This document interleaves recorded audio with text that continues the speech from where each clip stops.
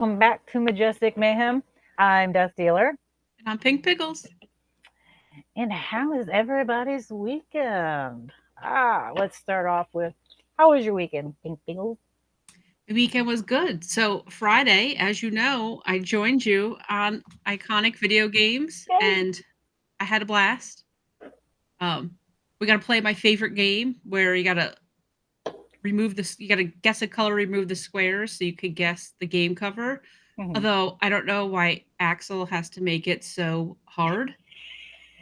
He does it to It's mess like with he me. doesn't want people to guess the covers. I don't know. I think he does it to mess with Doggy and I Yeah. particularly. Like he enjoys messing with us. Yeah. It's okay. We're entertaining, so could be worse. I could actually get mad and be mean. Yeah. I got jokes for days. No, but I had a blast, and then earlier tonight, Noof Nukem had a community game night, so we were playing Mario Party Jamboree, and we played this little like mini game thing. I kicked ass. Nice. I am just the queen of mini games. When it came time to actual Mario Party, I didn't do good. I was Mm. gonna say I came in last, but the last minute I came in third at a fourth. But for the mini games though, I blew everyone out of the water. It was wonderful. That's wonderful. Good for Yes. you. Good So for that was you. your weekend. Interesting. It has been still cold in Florida. So, whoever is up north and you came down here with your weather, you left it, it got drunk, it's in my yard. I'm gonna need you to come get this. We are not built for. Once again, I'm going to explain. It's not the cold weather that's necessarily the problem. I mean, it is, but it isn't. Problem is, we don't have clothes for that here. Like, we're lucky we get socks. Let's be honest. Our socks or your socks are even different. They're much thinner in general. Our winter coats are like your summer jackets. I was gonna say, do you even It's own winter coats? You don't I need to. I did buy a snow jacket quite a few years ago. I had to order it from up north and have it shipped Yeah. down here because yeah, you cannot buy. Like I bought a long coat to go to an event. I needed a nice overcoat to go, and yeah, it took me forever. And even then, it's still not an actual like heavy coat. It looks like it should be. It's not. It's they're jokes. They're mirages essentially. It's a Yeah. facade, if you will. So I need someone to come kick their weather because yeah, We try everything. getting snow because there's a bunch of people getting snow now that never get snow. They don't own shovels. There's no plows. The town doesn't have salt because they don't ever get snow, and I'll now be they honest. have it. If it snows in Florida, the whole state's shutting down. Yeah. Like it's going to shut down. Nobody nobody has snow anything. So we're all going to be standing around like, what do we do? How do we hurricanes? No problem. Tsunamis? Storm surge is not the biggest problem we have. Cold? No. That's when the whole state shuts down. We'll stand outside and make jokes and throw parties for hurricanes and everything else, but snow, no. The whole thing's shut down. Everyone's locking out. Like it'll be all over the news. People abandon cars. They're abandoning houses Yeah. by the droves. You can't get a plane out of Florida right now. Everyone's leaving in droves. Yeah, yeah. So if you see me running, don't ask questions. Just follow. Well, we did not. The cold weather. Well, actually, it was warm today. It was above 40. So today and tomorrow is going to be above 40, and then we're back into a cold spell. I wouldn't mind it so much if we just stayed cold. It's like the fact that we keep going cold and then like above freezing and then below freezing, it just messes with you. Whereas if it just got like 20 and stayed 20 for months, it'd be okay. You'd adjust to it. Be no big deal. Oh no, I get it. Yeah. Yeah, we've had a few days here and there where it gets much warmer and then it goes. Yeah, it's much harder that Yeah, it way. messes with your head. Yeah, you end up Yeah. feeling sick a lot because it's your body can't adjust. It can't figure out Yeah. what it's supposed to do. Great times. Yeah. Gonna have a little chit chat with Mother Nature. I believe she's drunk Please. on the job again. Yes. And hello to the chat. Oh my gosh. It is just going up. Okay, I'm having a hard time seeing it once again. So if I miss you, I apologize. I'm trying to read. I need to concentrate on reading.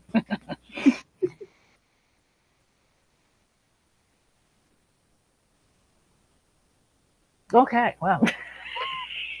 Hi, everybody. Thanks for joining. Amazon doesn't deliver what you think it does. And if you don't look at the specifics, you just end up seeing a lot of the same stuff they think you want. So, ordering a jacket off Amazon sounds great in theory. I've tried it before. I ended up with a windbreaker.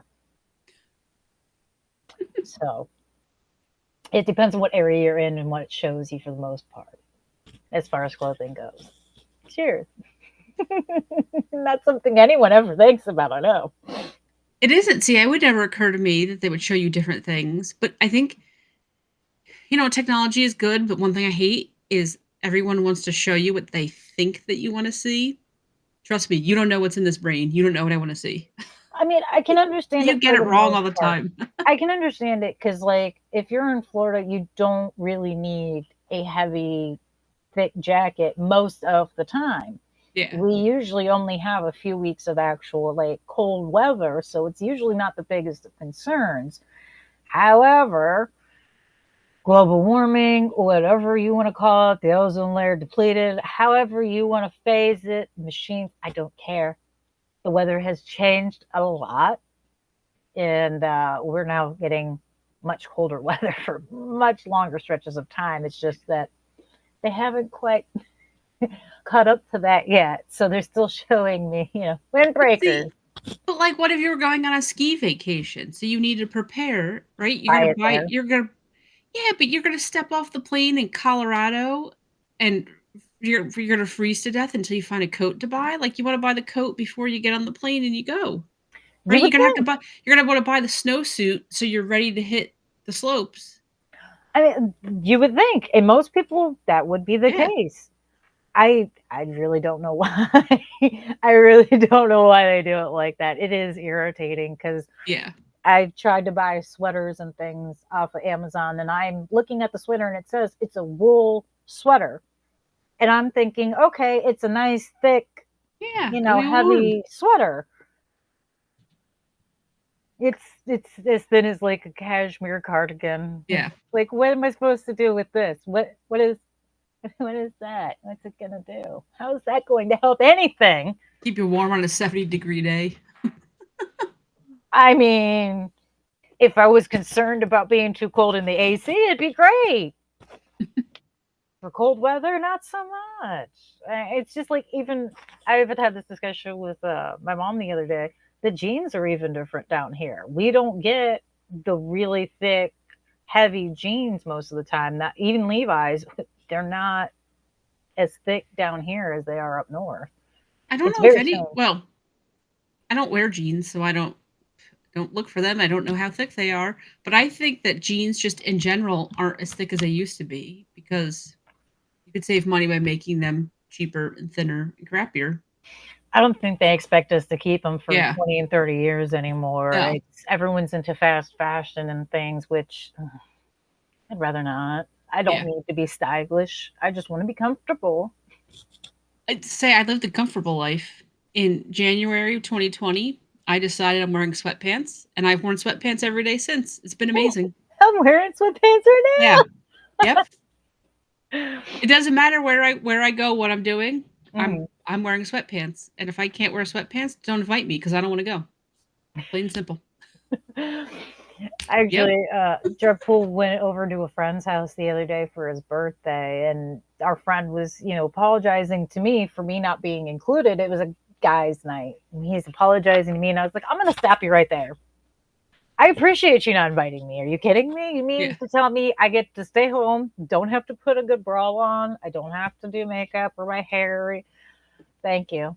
This is the best birthday present you could have ever given me, and it's not even my birthday. Thank you. No need to apologize. It's fine. If I really wanted to crash, I could. I'm not interested, but thank you. Yep. Take no offense if I'm not invited. It's fine by me. I'm with you. I want to stay home. Don't invite me. I don't want to be obligated to go anywhere. Unless I get to wear a costume, I'm not interested. If you tell me, oh, I can wear a costume and dress up as whatever I want, then I might be intrigued to go because I enjoy wearing costumes. That's fun. Messing with people is even funner. Speaking of costumes, I have a Mad Hatter in my house. I'd like to show you all my Mad Hatter. You're going to love this. Get it close. And down.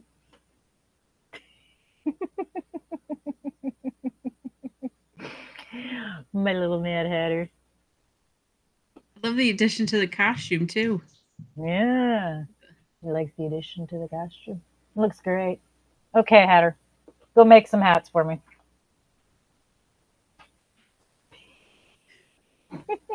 I'm telling you, that is great. That is great makeup.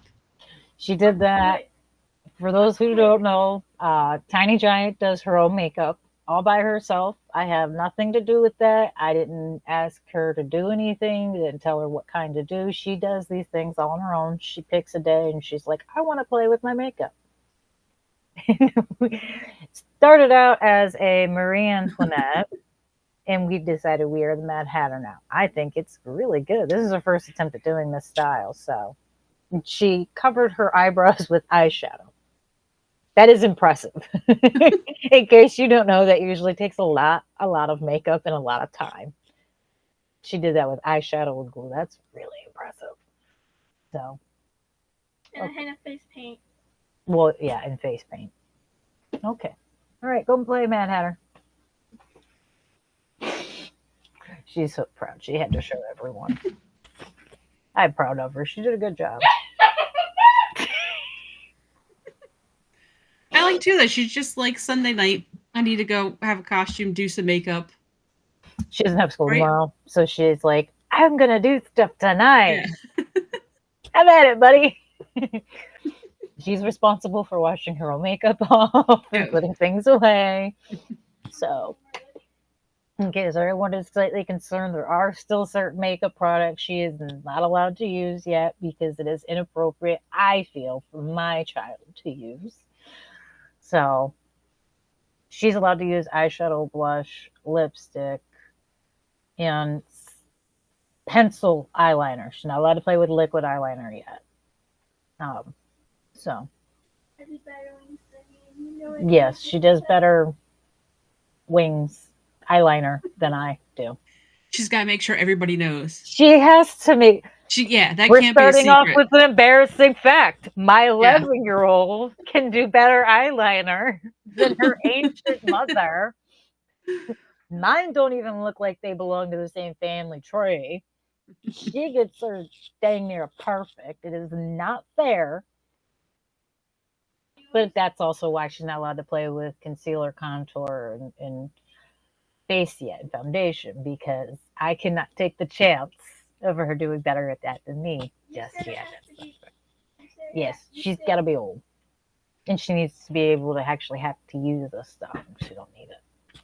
Her skin's good. She don't need none of that yet. Yeah. She got bags on her, please. She got bag on her eyes. We got bigger problems than that. When you're a kid, you could stay up all hours, eat whatever, do nothing, and you will never have bags under your eyes. You just keep on going. Nothing affects you.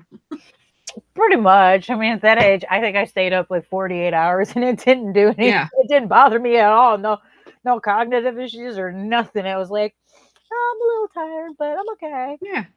Now, and then you go to school. Like 12 hours of sleep. I look like I've been run over by a train. Yeah.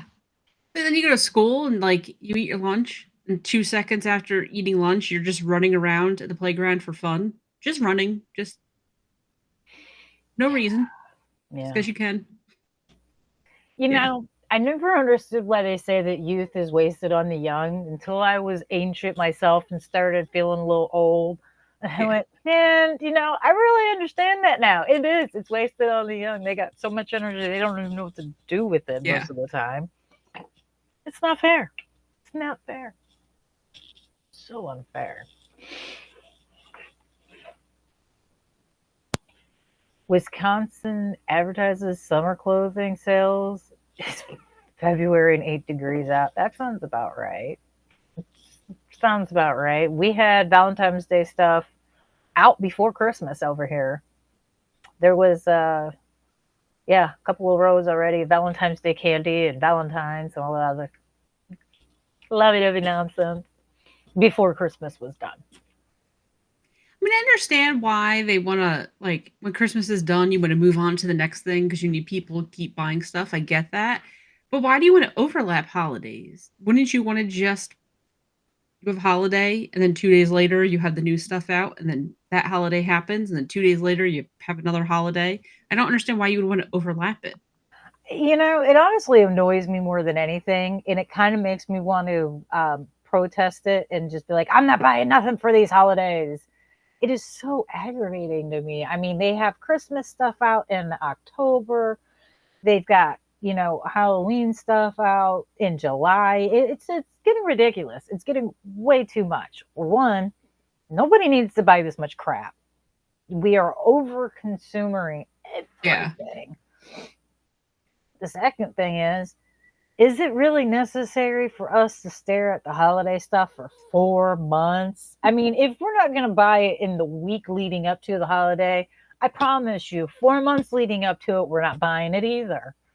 Like, I'm not buying Valentine's in January. I will lose them come February. I do. I lose things. I buy them 2 to 3 days before and I've lost them. Why would I buy them months in advance to lose them? It's just. Well, I just hate because then you can't get the things that you need today. So, like, if they're gonna start advertising summer clothes in February, well, it's February. You're still gonna have 2 more months of cold.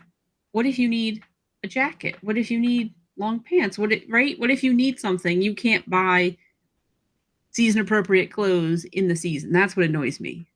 If you wanted to have both, like, what do I care?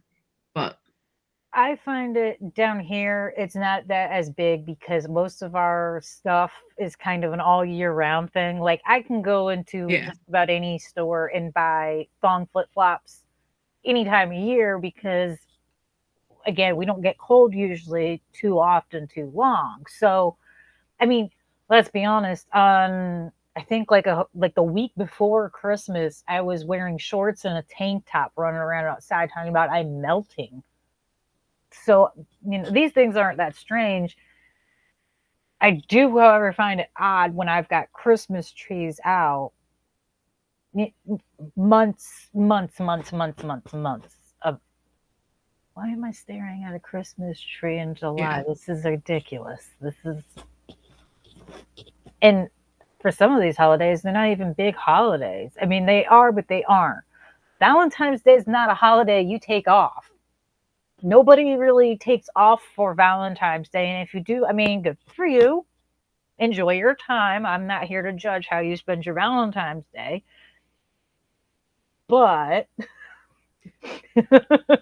at the same time, do we really need a whole bunch of decorations and things? I mean, do we need a Valentine's Day tree and wreaths and all? They want you to. They want you to. Now you need it. I forgot Perry said, yes, CVS already has Easter candy. And I forgot they did when we were there last time. They already have Easter candy. 3 months away. Sir X-Man said that this was the worst Black Friday in stores history. I think a big part of that, though, is stores are not good at adapting to just changes in the world and consumers' behavior. Yeah. Why do I need to buy anything on Black Friday when I could pay the same price leading up to Black Friday, after Black Friday? They have sales all the time. There's nothing on Black Friday that you can't get elsewhere. And all you can find on Black Friday now is like, well, I can get cheap socks. Like, I don't care. I'm not. Right? That's what I'm shopping for. A lot of those things, once they go on sale on Black Friday, they stay on sale until after Christmas. I mean, Victoria's Secret, for instance, had their perfumes at like 60% off on Black Friday. That sale was still going. I believe there's another version of that sale going right now for a lot of their stuff. Why would I go out Mhm. and fight crowds when you're literally going to have that sale all month long? And there's Yeah. no point. And then in some cases, it's been established and they've pointed it out multiple times online and stuff. They'll change the prices like the day before Black Friday so they can say, oh, we cut it in half, when the reality is they actually raised it 50%. So yeah, you cut it 50% from Yeah. yesterday, but that's because you raised it 50% 2 days before. Like, Yep. no thank you. And the economy's terrible. Like, read the room, buddy. Read the room.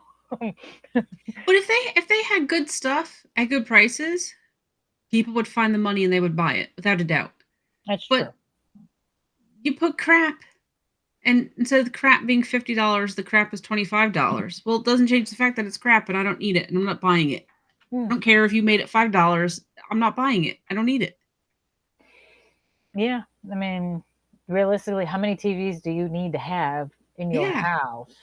There's only so many we can all, and like you said, and besides, best time usually buy TVs and stuff is like around Super Bowl season. Yep. Like, why would I buy when I know for a fact it's going to be cheaper for the Super Bowl? I can wait. It's not a problem. Yeah. I mean, But if you don't go Black Friday shopping, you save a bunch of money.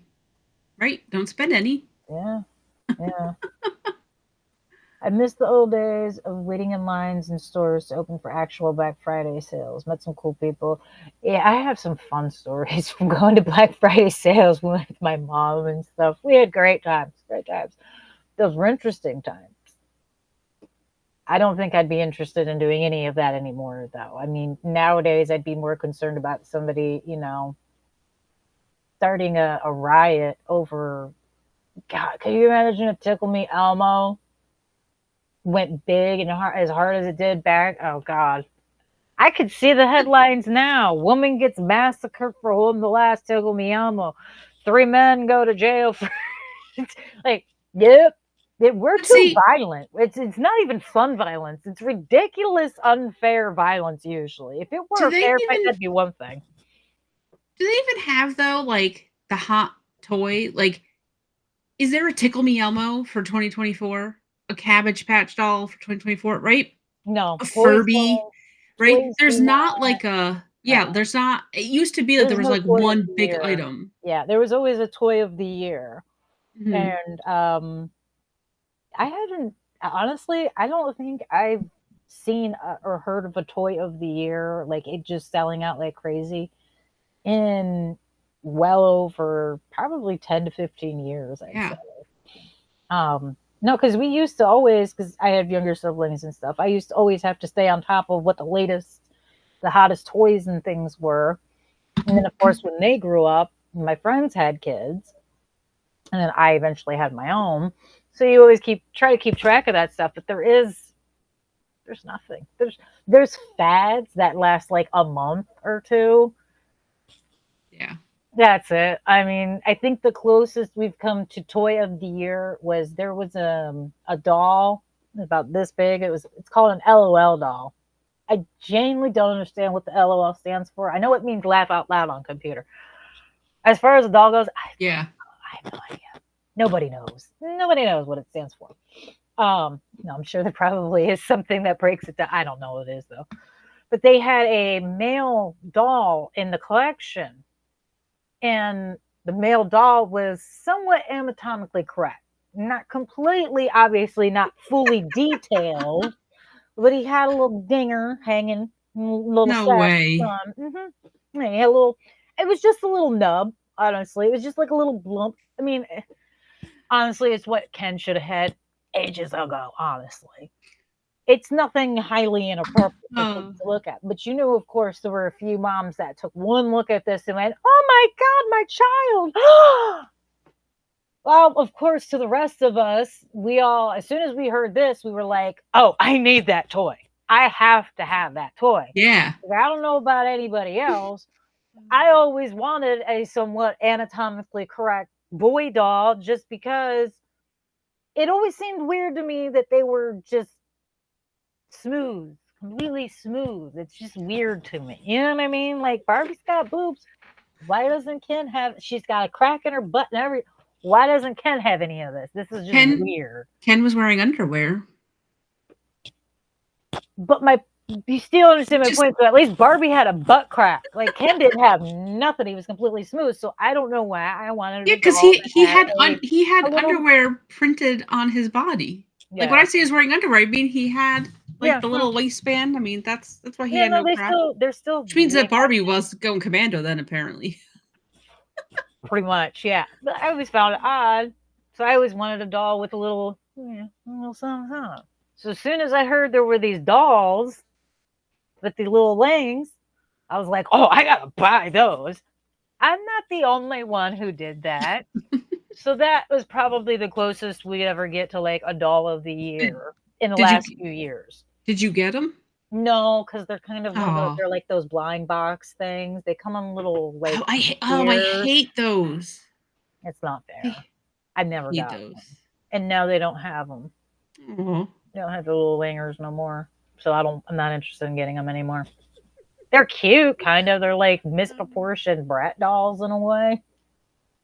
That's what they remind me of, Bratz dolls. But yeah, slightly disappointing. They've been pulled from the shelves. I'm Googling this now because I have to see what this doll looks like. This doesn't really give me what I want. I googled male LOL doll with junk. Oh wait, here we go. Oh my god! I told you. That's got the Frank and beans. I told you he's got a little wanger in him. Holy crap! Go with it. Holy crap!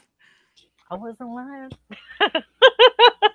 I for sure made sure that was a real thing. I actually have some friends that have some of those dolls. Their kids had. I mean, they obviously we all look at you look at your kids' toys, but you don't put that much thought into it a lot of times. So I had some friends with kids that their kids had the dolls, and I told them, I'm like, I'm looking for the boys, and they're like, my kid has a couple of them. I'm like, check to see if they've got it. If they do, their kids weren't going to give up those toys, so I don't have one. I'll get one eventually. Those kids are going to outgrow those dolls eventually. And when they do, that's mine. I'm getting the Oh, dude, that just made my day. That is hilarious. That's better than I thought it was going to be. That is, yeah. It's probably the closest we come to toys of the year anymore, though, is when some random person clutches their pearls at a toy. Yeah. Says, oh, how highly inappropriate it is. It's when it sells off the shelves. I mean, Teletubbies. I remember there was a talking Teletubby, 20, 30 years ago or something. And they had each one of the colors, and they all said something different. Well, the red one, I don't know what the Teletubby used to say in the I can't remember anymore. It was not my favorite show. I didn't care for it. I was too old for it. I never paid attention. My friend was, however, obsessed with the color red, and she loved the Teletubby, the red one. So she bought the stuffed animal, and that's when we discovered that it said, bite my butt, and something else. Then another inappropriate, it wasn't trying to say the slur, but it did say the slur. And it was pulled from shelves once a bunch of parents realized it. So if you have that Teletubby that says bite my butt, you've got an expensive Teletubby stuffed animal. Maybe I was gonna say maybe you're sitting on your retirement fund right there. Probably. I mean, those things they noticed the problem that they made real quick and pulled it quick, but it wasn't fast enough. It's like when people started pointing out the inappropriate picture in the Little Mermaid tape. Yes. The collector's tape. People went out and bought it, and now if you go to look for it, it's like a couple $100. Is that VHS worth that? Absolutely not. Well, but you can charge that because it's something inappropriate that you can't get anymore. They made a mistake. Whoops. So the movie Wicked that just came out, all the toys, the phone number on the box, isn't that the phone number bring you to a phone sex line?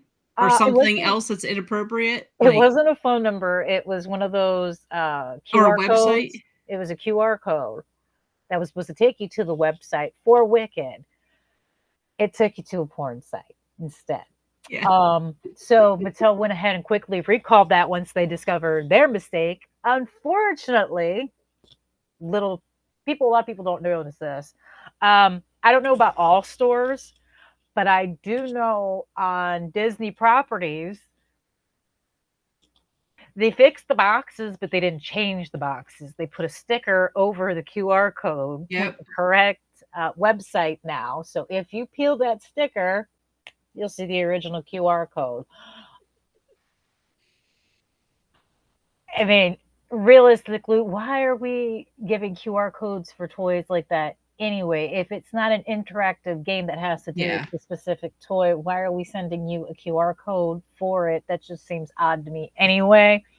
So I personally wouldn't have noticed it if it were my toy. Yeah. But if you bought it, you think you'd be able to find the website yourself, right? If you already bought the toy, you care enough about the movie that you know how to find it. I mean, I like some musicals. I'll be honest, Wicked, not even on the top 20 of something I care to sit through ever again. Sorry for those who enjoyed it. I'm just not that person. Yeah. So, there are some musicals I can tolerate, and some that I don't understand the popularity. And I'll be honest, with Wicked, I'm not sure I completely understand the popularity. The book and the Broadway production and the movie are completely different entities, so I don't get. I'm not quite sure the person who rewrote it for the stage and the screen actually read the book. I'll just say that. So if you're thinking, oh, this book is great, it's for kids, it's not. It is just as twisted as the original Wizard of Oz was. I mean, if you like weird things, then be my guest. It gets really weird. Very weird. Like, it'd be considered illegal in some states, some of the stuff that goes on. Just saying. The fact that there's laws against some of those things is even sadder, but that's a whole different problem in its own right. Pretty much, and that goes for anything. If you've read the book, you're going to be disappointed when you watch the movie or a play or whatever. Very, very few, very rarely do the book and the movie adaptation go hand in hand. Which makes sense because you gotta trim it to make it fit the length of a movie. You're gonna have to cut stuff out. Yeah. So no, I agree. I personally have found it irritating myself because it always seems like whenever they're cutting things out of books to make them for the screen or for the stage, it's never what I would consider the fat of the story. It's never the crap that you can literally do without because it's unnecessary.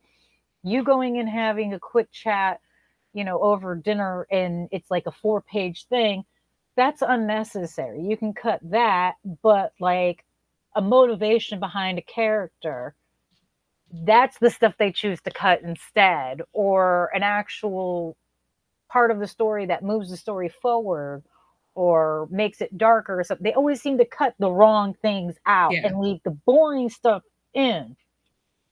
That's my biggest problem with a lot of it, is they always cut out the good stuff and then they leave the boring crap in. It's like, really, guys? Really? I mean, there's never really been a good adaptation. I think the closest adaptation I would consider that was the closest to the book would probably be Flowers in the Attic. Or is it Flowers in the Attic? Is that the one I'm thinking about?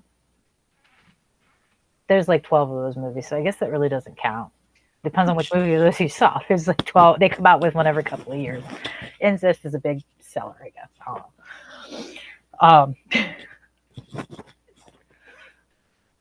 There's not too many that get it right. It's a shame, but it happens. So, shall we discuss embarrassing moments? I'm ready. I've got a lot of those. I am a disaster walking. Hi. So Casey never. normally I can think of like a million things, but now that I have to think of something, I was like, oh God, what have I done that's shareable? So oddly enough, this is totally not embarrassing, but you know how like when you're a little kid, nothing embarrasses you because you don't know that you should be embarrassed by Yeah. anything? No, yeah. I actually remember the first time I was embarrassed.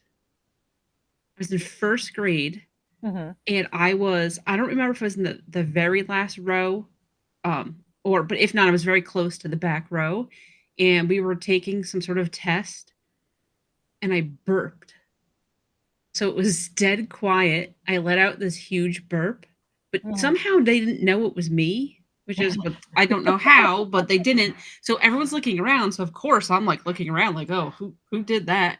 And the teacher, I don't even know. The teacher said something, and I distinctly remember like I wanted like envisioned my burp as like a bubble, and I wanted it to like swallow me up and carry me away because I was just like, oh my God, I can't believe that happened. But that was the first time in my life I was embarrassed, was in first grade.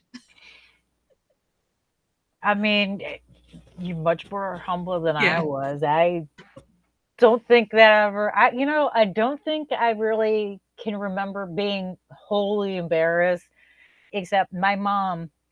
We used to belong to a medieval times group. My mom, for most of my childhood, I should say, for almost all of my childhood, my mother insisted that sitting around and doing nothing was not going to help us as kids growing to be functioning, happy adults. So we got placed in any group, any club, any social group activity, whatever it was. I mean, I went to church youth groups. I did not partake in those religions, but it was a youth group, and my mom was like, you know what, it'll be good for you. Go, sweetie, go have fun. So when we belonged to this medieval times group, we used to do Renaissance festivals and things. We were the people that worked those festivals. And I was about 8 or 9 years old. And my mom made me memorize a poem that I still know to this day. And my job was to go out and recite this poem, get people's attention, and then direct them to a show that was going on right by me. And that was embarrassing for me because I didn't mind being the center of attention. I didn't mind having eyes on me even at a very young age. I was on stage a lot even as a child. Why it was embarrassing though is because I wasn't on stage. I was just standing in the crowd with people and saying this poem, and it felt very odd to me because it's an odd poem in its own right.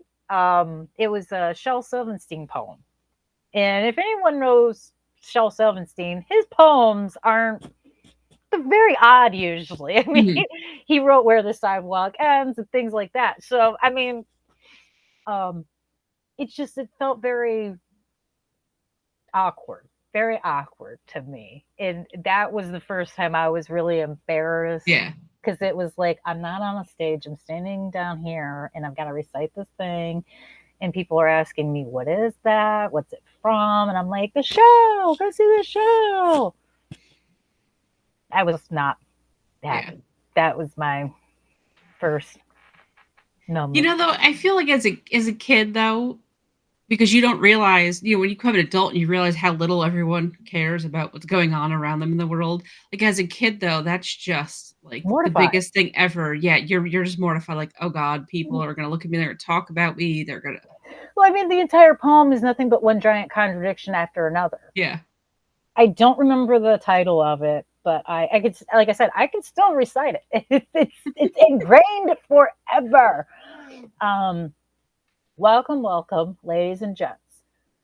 6-legged hippos and 2-legged ants. I come before you to stand behind you, to tell you a story I know nothing about. On a beautiful summer day, in the middle of the night, Two dead boys went out to fight. Back to back, they faced each other, drew their swords, and shot each other. A deaf policeman heard the noise and came to shoot the two dead boys. And if you don't believe it's true, ask the blind man. He saw it too. So you had to just keep repeating that over and over to get people to go watch the show? Yes. Yes. And it was even worse because I had a few classmates come and I was just like, oh God, that's the worst. Yeah, I had a lot of moments like that. Then there was the time that my mother insisted I do sword fighting. She claimed that it was something you need to know how to do. I mean, Who doesn't we're need all to know how to fighting do with swords. it? Yeah. Who hasn't fought with a two-handed sword before? I mean, most people don't even know the difference of swords. Yeah. For crying out loud. And I not only do I know how to use them all. It's ridiculous. Useless information. I can do a lot of fun things. But my mom insisted I do the sword fighting. Problem was, there weren't many girls that did it at that point in time because the kind of sword fighting we did, because we were in a colder climate, we actually beat the hell out of each other. I mean, we beat the snot out of each other daily. It was if you don't use your shield, you're getting hit. So everybody, we had shields and everything. We had to wear leather armor or chainmail. There was always something. And it was never choreographed. And imagine doing all of that as a little girl who 5 minutes beforehand was wearing this beautiful princess dress and being treated as royalty and walking around as a princess, and then all of a sudden you're thrown into a fighting ring with chainmail, with leather, and beating the snot out of the kids you're just so told to be nice to. That's the worst. Is I was always told to be nice to the other kids and stuff, and then turn around and it's like, no, now you got to go beat the snot out of them, honey. You just made me be nice to him. Why did I have to be nice to him in the first place? This doesn't make any sense to a child. But yeah, that was always fairly embarrassing, especially when some dumb little boy was like, I'm not fighting a girl. Okay. Or to get your ass kicked by a girl. That was pretty much it. They didn't want to get beat up by a girl, and it was like, I just let him be like, okay, you do realize I have two brothers, right? Which one of them do you want to fight? You're fighting one of us, so you might like pick your poison, buddy. So you ever had something happen to you and you always wonder, like, what did the other people in the situation remember about it? Do they remember it? Do they think about it? Yeah. Okay, so my brother is 2 years older than I am. Mm-hmm. So I really don't know how old we were, but I'm guessing that I had to be 8 or 9. Mm-hmm. He had to be 10 or 11. He was on an all-star baseball team, so it was kids that were his age and a year younger than him. And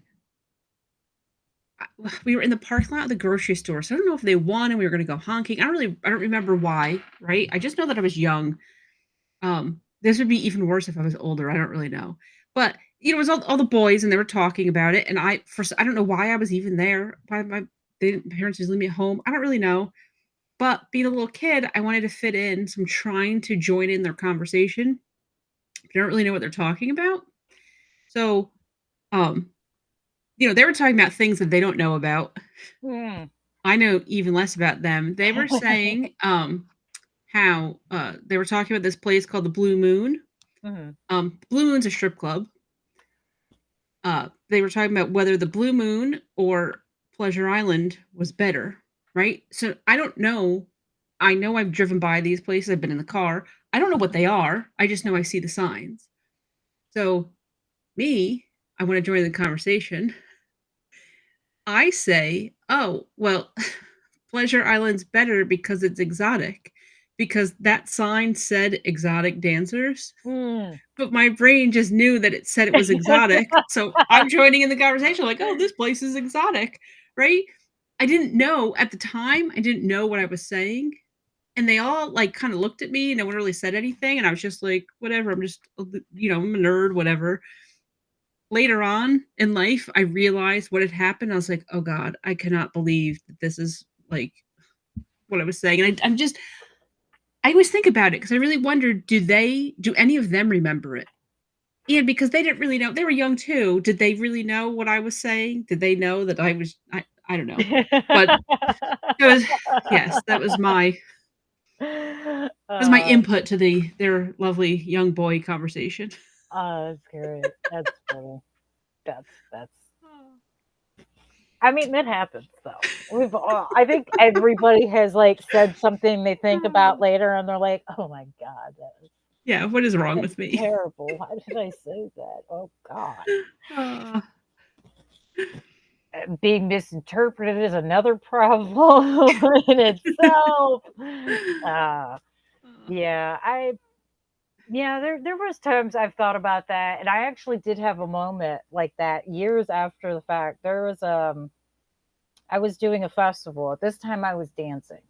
I had stopped when I came to Florida. We stopped sword fighting and things because it's much different down here because it is much hotter. You cannot wear leather armor and chainmail and things, so they choreograph all of their fights beforehand. They essentially know who's going to win or lose and Yep. certain moves they're going to do because you can't take the chance of getting hurt or hurting someone else. So it's all choreographed like a dance routine, essentially. I was working one of these festivals as a dancer, and I was talking to some friends of mine who were there doing the fighting, and they were talking with my mother and I, and my mom says, "Oh yeah, she knows how to do all that stuff." And they look at me, and then they start asking, a bunch of big guys.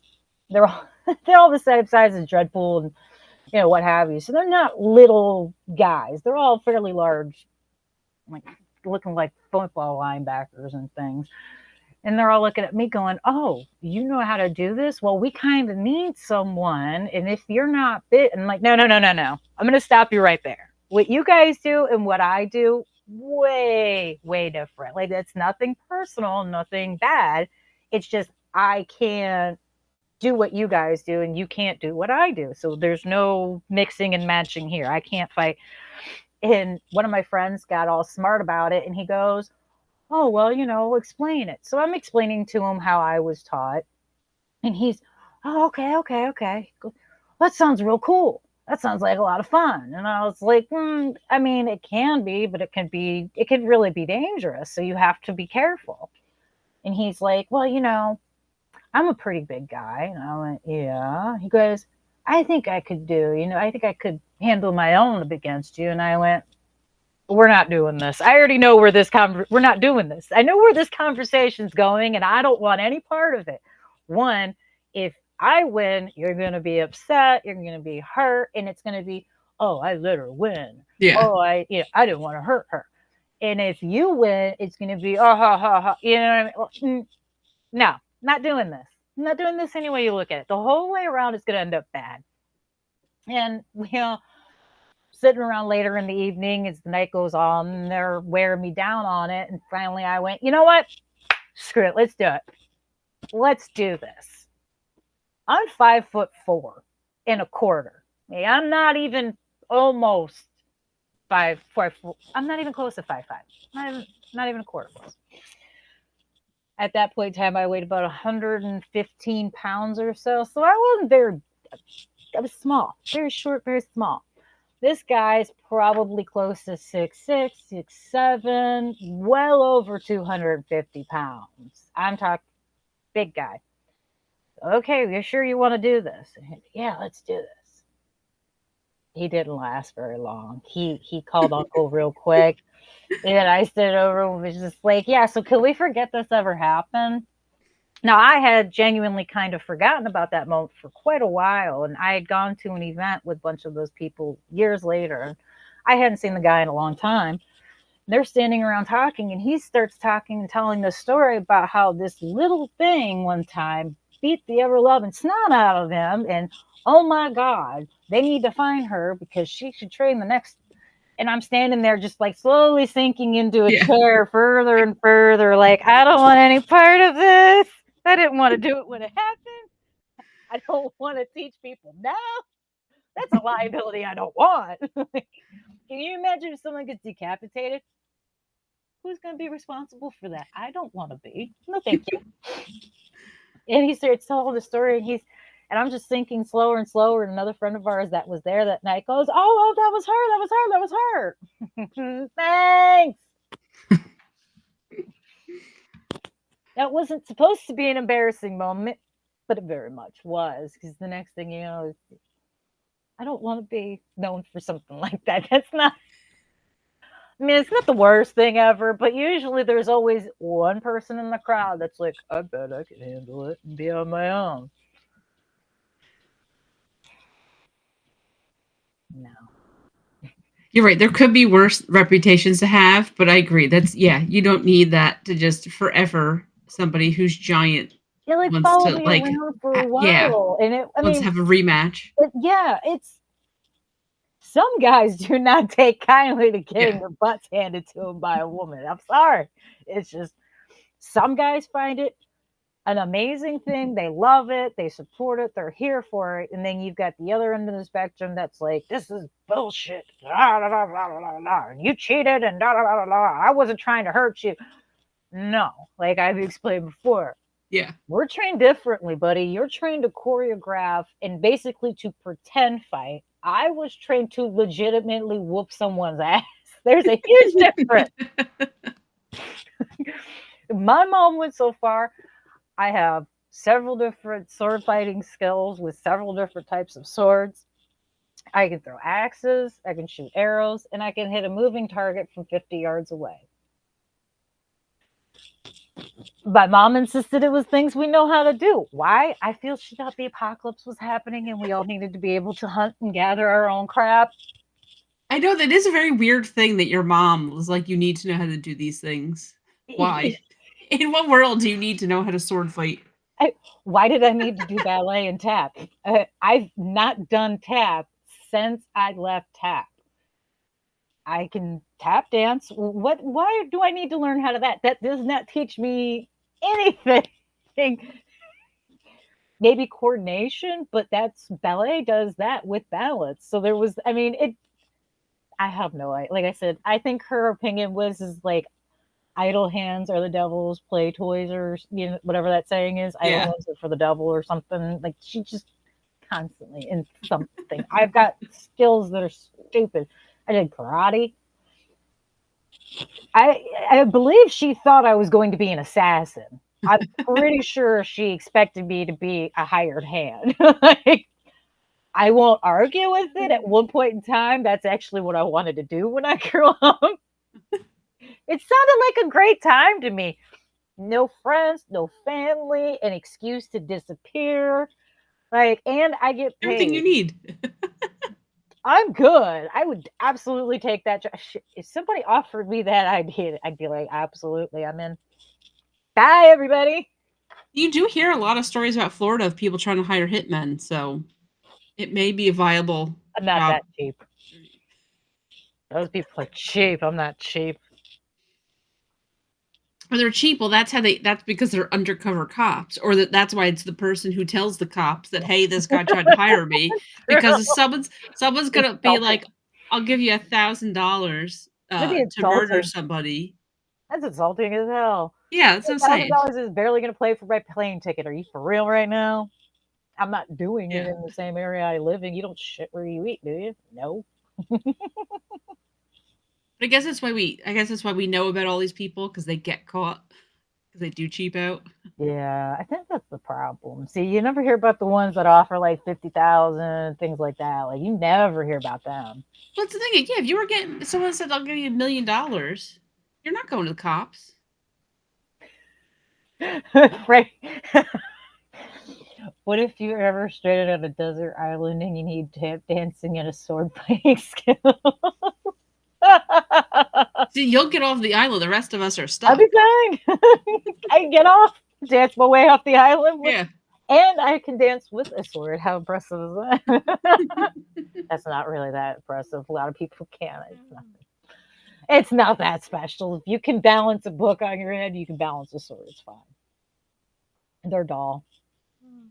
So So I asked Perry, I was like, Perry, I can't think of embarrassing moments. Please tell me what do I do that's embarrassing? This wasn't embarrassing. Like for me, it was just you know the situations you're in and the whole situation's embarrassing. Mm. On the day of our wedding, when we went back to the hotel, Mm-hmm. I had a whole bunch of out of town family all staying at the hotel. I really don't know how it worked out, but it worked out that me, Perry, and one of my uncles, the three of us, were on the elevator together. We're Mm-hmm. the only three people in this elevator. So it starts off with normal chit chat about like, oh, it was a nice day, blah blah blah blah blah. And he looks at us and he's like, I know what you two are doing tonight. You're my uncle. This is like, yeah, that door could not open fast enough to get off the elevator. Like that was just, I could sympathize with that embarrassment, and I'll yeah. raise you one better. My mother-in-law, Dreadpool's mom, God bless her soul, she has since passed. When he and I got engaged, she sat me down and asked us specifically if we were practicing. I kind of sat there for a minute, and I was like, "What? Practicing?" Practicing my sword fighting skills? What?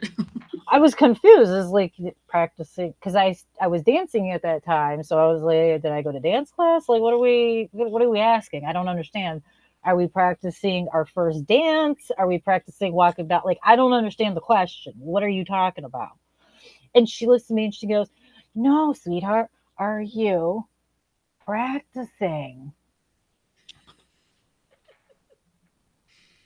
I looked at him and I was like, "The hell is she talking about? I'm so confused. What are we supposed to be practicing? Like, what am I practicing? I don't know what you're talking about." She goes, "You know, for a baby." I'm still kind of not really catching this because my family, Yeah, why? Yes. Why would your we do not brother-in-law discuss ever ask you that? anything. Like, I Yeah. do not kiss my husband in front of my mother. I am a grown woman with a house and a car payment. I don't kiss my husband in front of my family. It's just weird. I don't. No, this is weird. No. She's like, "No, are you practicing for a baby?" And I was like, "I don't want any kids. What the hell are you talking about?" She goes, "No, no, no. Are you practicing for one day to have kids?" And I'm like, okay. I looked at him and I was like, "I really need you to explain what is your mother talking about?" And he goes, "She's essentially asking us if we're, playing." And I was like, "I'm sorry. What? Are you asking me if we have a healthy routine? Is that what we're?" She was like, "Yeah." And I was like, "I'm out. I'm done. We're thank you for talking today. I love you very much. I'll see you another day. I'm done talking though. We're out. I'm not having this conversation with you or anyone else." No. I would die if my mother-in-law said that to me. And she didn't, she would ask me God. periodically until I actually got pregnant. She would ask us if we're practicing because, practice makes perfect, sweetie. God. I'm going to need you to stop. Yeah. I need you to stop. It's too much. It's fourth hand embarrassment. It's first, second, third, and fourth hand embarrassment. You've embarrassed me out of the state. If I could turn any other shade than red, Yeah. no. I have an embarrassing wedding day story. Except this one didn't actually have to do with me, though. Well, it did, but it didn't. We had a friend of ours who had started dating another friend of ours, and they had gotten engaged right before our wedding. I told him, "Please don't announce it at my wedding reception. I'd appreciate it if you kind of waited till tomorrow or something." Of course, they don't listen. Doesn't matter. I'm better anyway, and everyone was there to see me, so it doesn't matter. Um, the the woman decided she was pregnant, very much pregnant. You could very well see she was pregnant. I'm talking, we had a beach ball under our shirt and everything. It was very much noticeable. You weren't hiding it. Well, she decided to wear a skin tight lycra dress. Anyone doesn't know what that is? You know those really super tight dresses that kind of look like strips of fabric and band-aids on women, and no woman ever really looks good in it, regardless of how skinny or curvy she is. Like, they just look like they're smushing things that shouldn't be smushed and exacerbating things that don't need to be embellished. Yeah, one of those dresses. And her ass was hanging out. Her whole ass was hanging out. Her boobs were hanging out. Like, the whole thing. She essentially dressed like a hooker for our wedding. It was great times. Great times. Well, the embarrassing thing was I have a lot of family and friends who were very used to particular things. And one thing that they expect is you are to dress for the occasion. Whatever event you go to, you're to dress for that event. If you're going to a black tie affair, you need to be wearing black tie attire. If you're going to casual, then you can wear pretty much whatever you want, but you're dressed for the event. You look nice. You always to dress nice for an event. And weddings are extremely important for the family, that you have to dress up because that's when everyone gets to see you and you don't want to look like a slob, Well, I kept getting asked, who hired the hooker? Why is there a stripper at the reception? Who hired the stripper for the reception? Who got the hooker escort to bring them to the wedding? Who needed a +1 that badly? It's not a stripper. I mean, she is a stripper, but she's not stripping here. That's so-and-so's girlfriend. Oh. Well, why did you bring a hooker? That's not a hooker. That's so-and-so's girlfriend. Oh, and then my mother-in-law, because again, I said she was pregnant, right? My mother-in-law was watching everyone on the dance floor and everything. She had a prosthetic leg, so she didn't really get up and dance too much. But she loved watching everybody else. She's a good people watcher. And that's what she was doing. She was watching everybody else dance. And my husband goes over to talk to her, and he's sitting there with his mom and stuff, and she's saying, she goes, I was sitting here watching her dance, and first thing I noticed is her whole butt came out of her dress. And I'm like, well, not everybody dresses for what they're doing, It is what it is. I'm not going to tell her to go home and change. She's an adult. She can deal with her consequences. It's not my problem. It's not one of my family members, so I don't care. If it were my sister or something, my siblings would never. My family would never. But if they did, they would not be allowed in the building looking like that. There would be another dress in the car for them to go put on and be for real. But not my problem. Not my outfit. Not my people. My mother-in-law says, well, I could have sworn I saw a hand poke out in the leg. That's classic. I don't know if I could be any more embarrassed for her if I tried. No, did she find out though that everyone thought she was a hooker? Did she ever find out that that's what the rumblings were? I think she had a clue. I think she might have heard something during the reception. Because at one point she had asked me if I had an extra outfit in the car or something. And I was like, no, I'm sorry. I have it. All my stuff's at the hotel. Why would I bring anything in the car? Why would you have an extra outfit? And let's say you did have one. It was going to fit an 8-month pregnant lady. I mean, she might have thought so. I honestly, the whole thought process still boggles my mind. But if this isn't telling on who she is as a person, when her and this guy eventually got married, no. She had first originally asked myself and another friend about my adopted mom if we would make her wedding dress. The wedding dress she described was a very basic style dress. It was basically a slip dress. So we had told her, if you want to go and buy something long and maybe a little big, we'll just adjust it to what you want. That way it'll save you money. It'll save us time. There's no certain outfits. There's no reason for us to do them from scratch. Yeah. Buy what you think you want, and then we'll adjust it from there. It's much easier and cheaper in the long run. So she was going to do that. Well, then she came back and said, never mind, I don't need anything. And I was like, oh, okay. So you found a wedding dress that you want, that you like. And no, they have decided to change their attire for the wedding. She was going to wear a white bikini, a white string bikini on the beach. And that's exactly what she wore. She wore a white string bikini on the beach with a lace shirt over it. And he wore a pair of cargo pants and a white button down that he left completely open with no shirt in. So his belly hung out, his boobs hang out. It was just awesome. I skipped the whole fiasco because as soon as I found out what was going on, I went, I don't want any fucking part of this. I don't want any part of this. I wonder if they look back at it and they're like, man, that was a great day. Weren't we hot? Or if they're like, what were we thinking? Why did we do that? Right? Because they may still be like, hey, this was a great idea. I doubt Thank they're God we did thinking it. that because they're divorced now. Oh, The divorce. I mean, let's be honest. true. Really? I mean, I think the only reason they didn't get married naked at Caliente is because they knew nobody would show up because they had first tried floating that by everybody, and I was the first one to say, I'm not even showing up. Like, I don't care that it's clothing or not optional and that I am going to be wearing clothes. I don't want to see everybody else.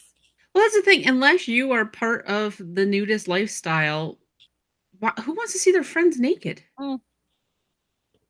Right? Is that really? I feel like that was some part of their kink. I feel like that was part of the kink was to try and like because people.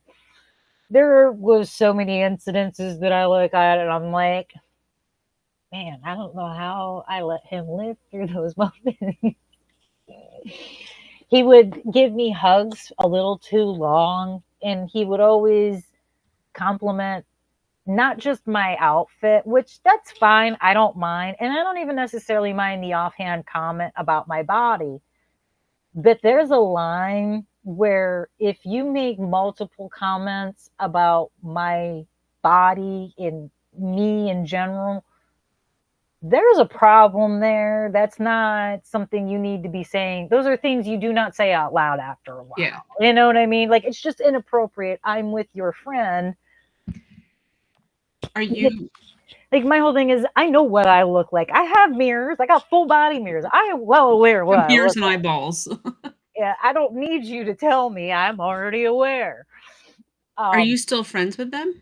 God, no. Absolutely not. No. There's a few reasons why, and just the weirdness of them in general was kind of a selling point for me. I can tolerate most people, and because as far as I'm concerned, as long as it's not my problem, whatever you do in your house and your relationship is you. That has nothing to do with me. If you want to be swingers, if you want to be monogamous or not, that's none of these things are my concern. So for the most part, I don't care what other people do in their lives. I don't care if you're Muslim, Christian, it's atheist, it's whatever. Those are all you and you problems. You know what I mean? Like, I don't even care if you're on drugs. It's not my body, not my money, not my problem. That's you and yours. So I'm pretty tolerant to most people's lifestyles, but when you constantly insist on pushing that in my face to where it's very uncomfortable and other people are uncomfortable, no, I'm not doing it. See, if my friend invited me to a wedding where they would be naked, I don't know if I could be friends with them after that. I don't know if I could get past that. I really don't. Well, I don't know. Why would you ever be like, hey, you want to come see me naked? No, I don't. And I'm offended that you asked me. Like, what? I'm telling you, I think that would just ruin it for me. I think I'd be like, yeah, I'm good. We're done with this. It was odd, but I figured as long as I was assertive in what I expected from our friendship and our interactions, I didn't think it would be a big problem. And for a while, it really wasn't the biggest issue. A lot of their weirdness they kept away from me because I flat out one time told them, I said, whatever you guys being swingers and whatnot, that is you. That's fine. I'm not doing that. He's not doing that. We're not interested. So please just no, stop talking about it around us. It's weird. It's just I have my own opinions on a lot of things, and I felt like them on not being together that long, that was going to lead in a whole bunch of different problems, but nobody wanted to hear what I said, but they're divorced now. So who was right in the situation? They barely, I don't even think their marriage lasted a full year before they ended up getting divorced. See, Perry said, "I'm not going to no stupid naked wedding." Yeah, we're not going. So weird. No, I wouldn't go. Like I said, no, I wasn't interested in it. As soon as they said that they were going to switch it to a regular wedding, I was like, okay, I'll show up. And then when she said bikini wedding, I went, I'm out. Deadpool wants to know what he's not interested in. He just came in. He said, "Did I come at the wrong time? What's he not interested in?" Yeah, the swingers wedding on the beach. So Infinite Hero said that where the heck is his comment? He said that his mom looked like a lot lizard at his wedding. Oh, that's yeah. bad. My mom looked like an old lot lizard at my wedding. Oh, poor thing. Someone my brother went to college with, it was one of his friends. So I don't even know who these people were, but the guy's mom was not happy that he was getting married to this lady.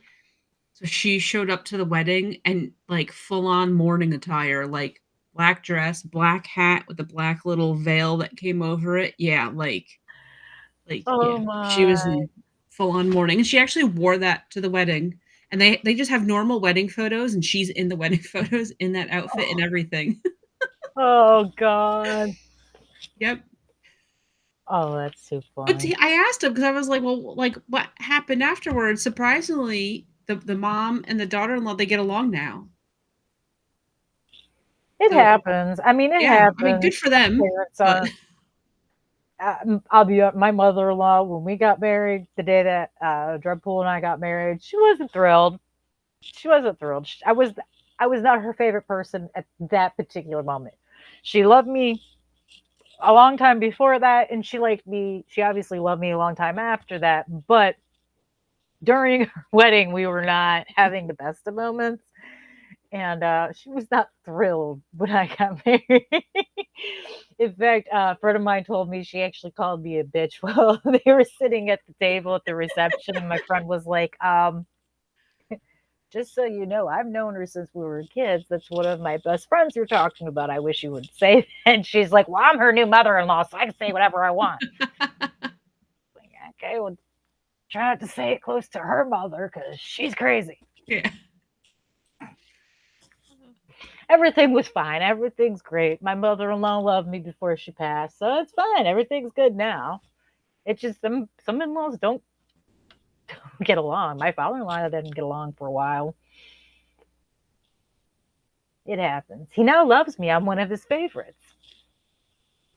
But that's because I gave him a tall giant. So, yeah. See, I wish that I was at a wedding where like something scandalous, embarrassing happened. I would live for that. Oh my God. It's you would think, but when things go wrong on your wedding day, like I always made the joke for a while after we got married, if I could redo our wedding day over again, never in a million years. I would never. It's not because I'm not happy in my marriage. Oh no, I absolutely enjoy being married to Dreadpool. I'm pretty sure if he and I were not married, my life would look very much different. Probably wouldn't have made it this age, to be honest. I probably would have gotten myself killed at some point in time. But who knows? I had so many things go wrong on our wedding day. It was one of the coldest days in Florida. Our wedding photos of us actually walking, because we got married on a beach. Our wedding photos looked like it was snowing. It was not snow. It was sand pelting us and the wind blowing so hard, and it was so cold. My flower girl cried and had to be carried by grandma down the aisle because she refused to walk.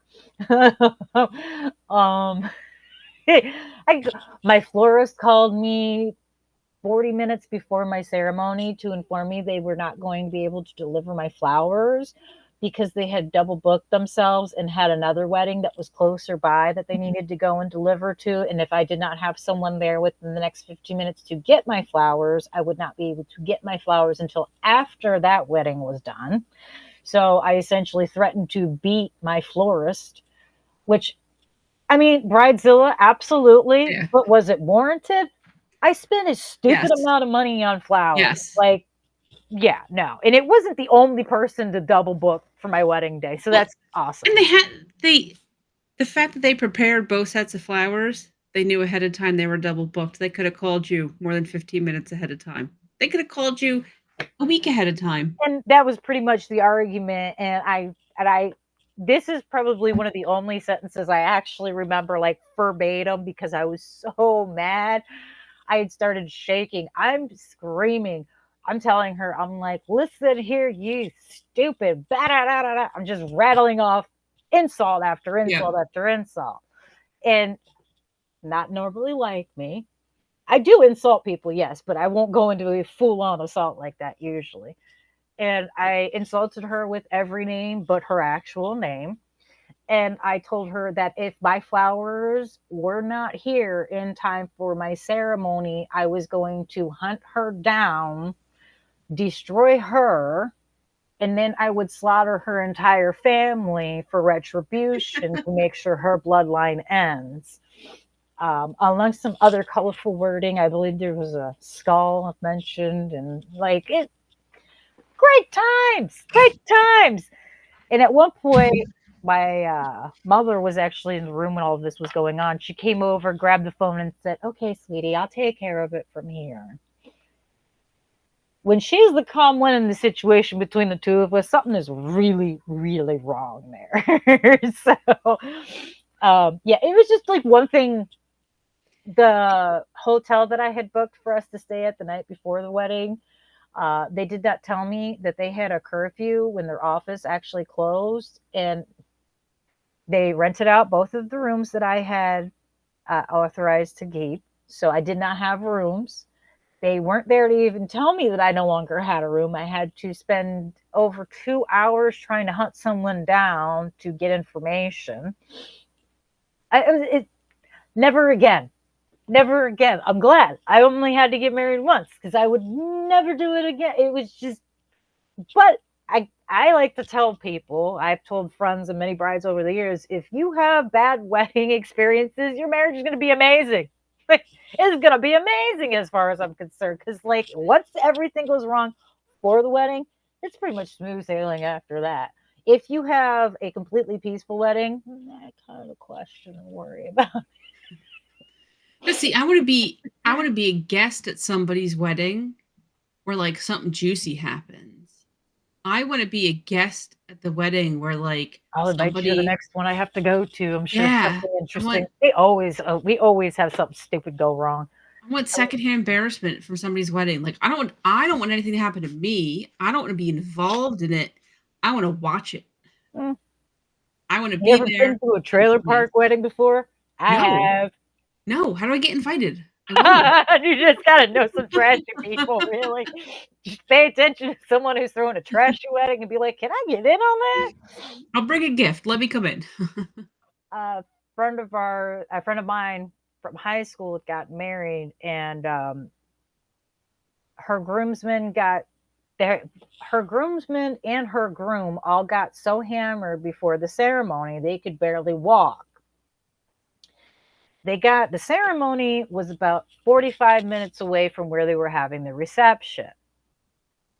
Two of the groomsmen on the way to the reception, because they were drunk as all hell, two of them ran into the water barriers on the highway, and they obviously the driver got arrested and taken to jail. But it took us about 2 hours to figure that out because we had no idea what was going on. And this is after the 45 minutes, we had already let an hour pass because we were like, oh, maybe they got lost, maybe there's traffic, whatever. Good times. And that was just the beginning of that wedding. It was the same song requested, the same musical song was requested every 5 minutes. And if we didn't play it, the bride insisted that we needed to play it because it was her wedding and her day and everyone needs to be dancing. Well, no one wanted to dance to the same song 50,000 times. One of the groomsmen's girlfriend, they had just started dating a few weeks prior, decided she needed to sit at the bridal table with the groomsmen and everything. So she threw a fit because there was no seat for her because the bride never actually met this girl. And they'd only started dating like 2 weeks before the wedding. So my friend said, no, she can come, but she needs to sit at a regular table. Well, this was not good enough for her. She threw a chair, tried to flip a table. Then she cursed out the groomsman and ended up slapping him and storming off. See, I would love this. Trailer trash wedding. I'd just be sitting there eating my food. Like, I mean, I was impressed because none of this had anything to do with me or any of my people. So I was like, this is great. I'm loving it. Someone else. I felt so bad for my friend, though. I was like, oh, luckily, she was probably too smashed by that time to really care much about it. And as a matter of fact, I remember her saying after the groomsman got slapped, she laughed at him and said, you deserve that. That's what you get for bringing her to the wedding.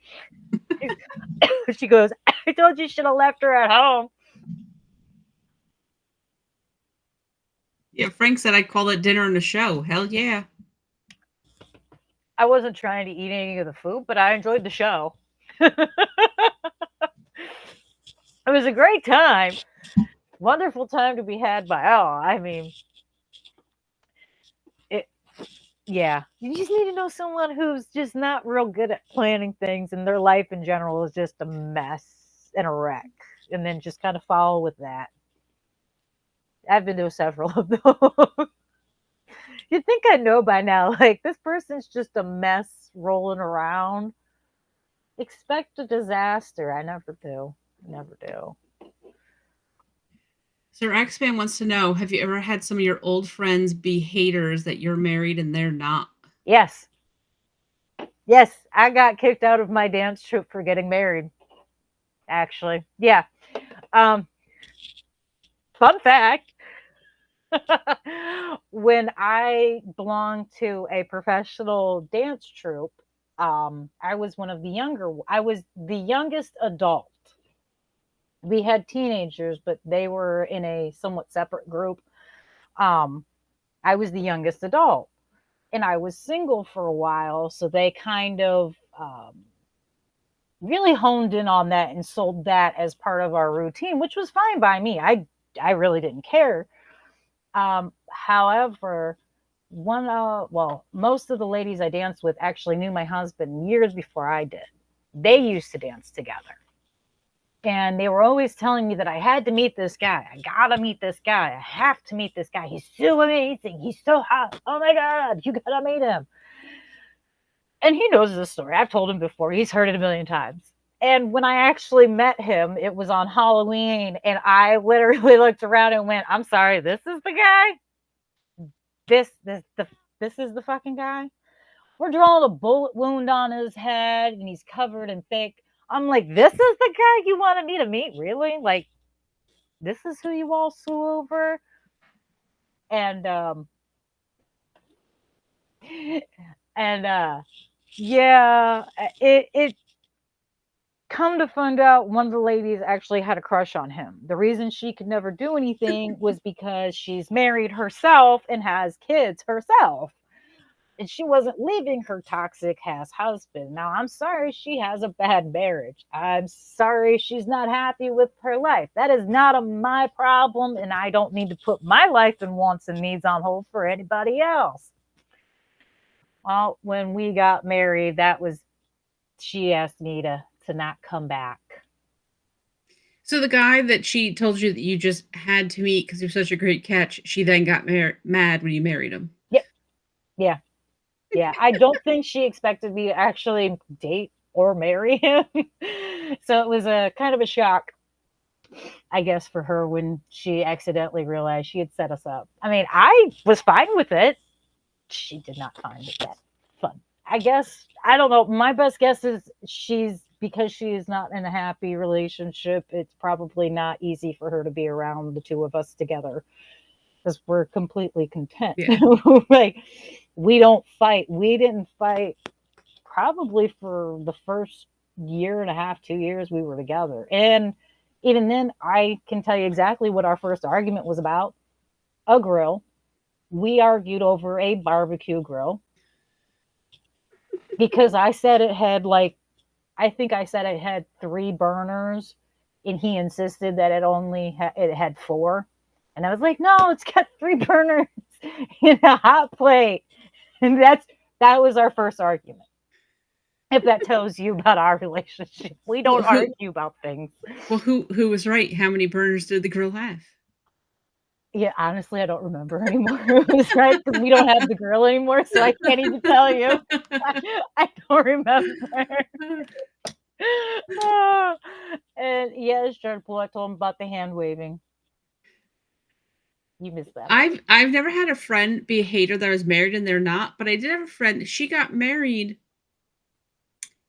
Remember, she got married the year before I did, or if we got married in the same year, but she got married in the beginning of the year. I think she got married a year before I did, but she got mad that I just wouldn't drop everything to go do what she wanted to do because I had somebody in my life. But it's like, but you have a man in your life and you just got married and you know what it's like.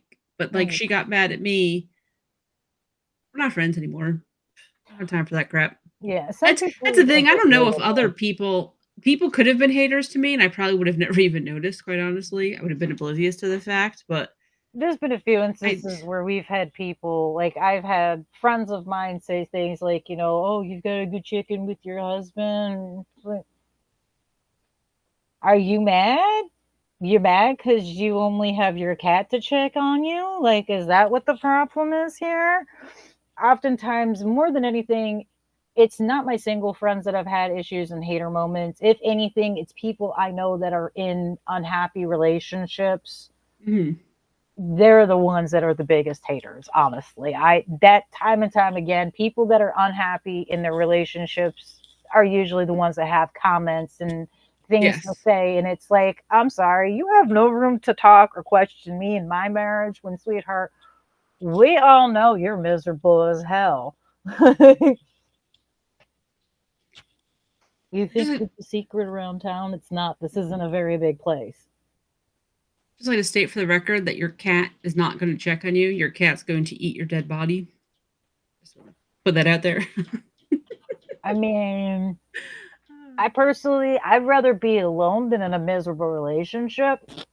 I mean, when it comes to certain things, who needs enemies when you've got toxic in your own house? But then again, there's a lot of things that I've known people to tolerate that I would absolutely never. And Dreadpool's very well aware of that because he'll tell people, he'll be like, oh God, no, no, my wife will kill me. Yeah. And I will. He knows. As far as I'm concerned, for the most part, when it comes to relationships, people treat you how you allow them to treat you. And what I mean by allowing someone to treat you, if you don't like the way someone's behaving, you have options. Leave. Get rid of them. If you don't have kids together, then there is no reason you can't sell whatever property it is you think you have to hold on to and run. There is no shame in calling it quits and heading out the door. Like, who has time to be miserable all the time in their own house? That just sounds gross. I could never. You can buy toys for that. Got that right, Sir X-Man. We're both catches. He said both you ladies are rare gamer women. You're like gold. Men will not give that up.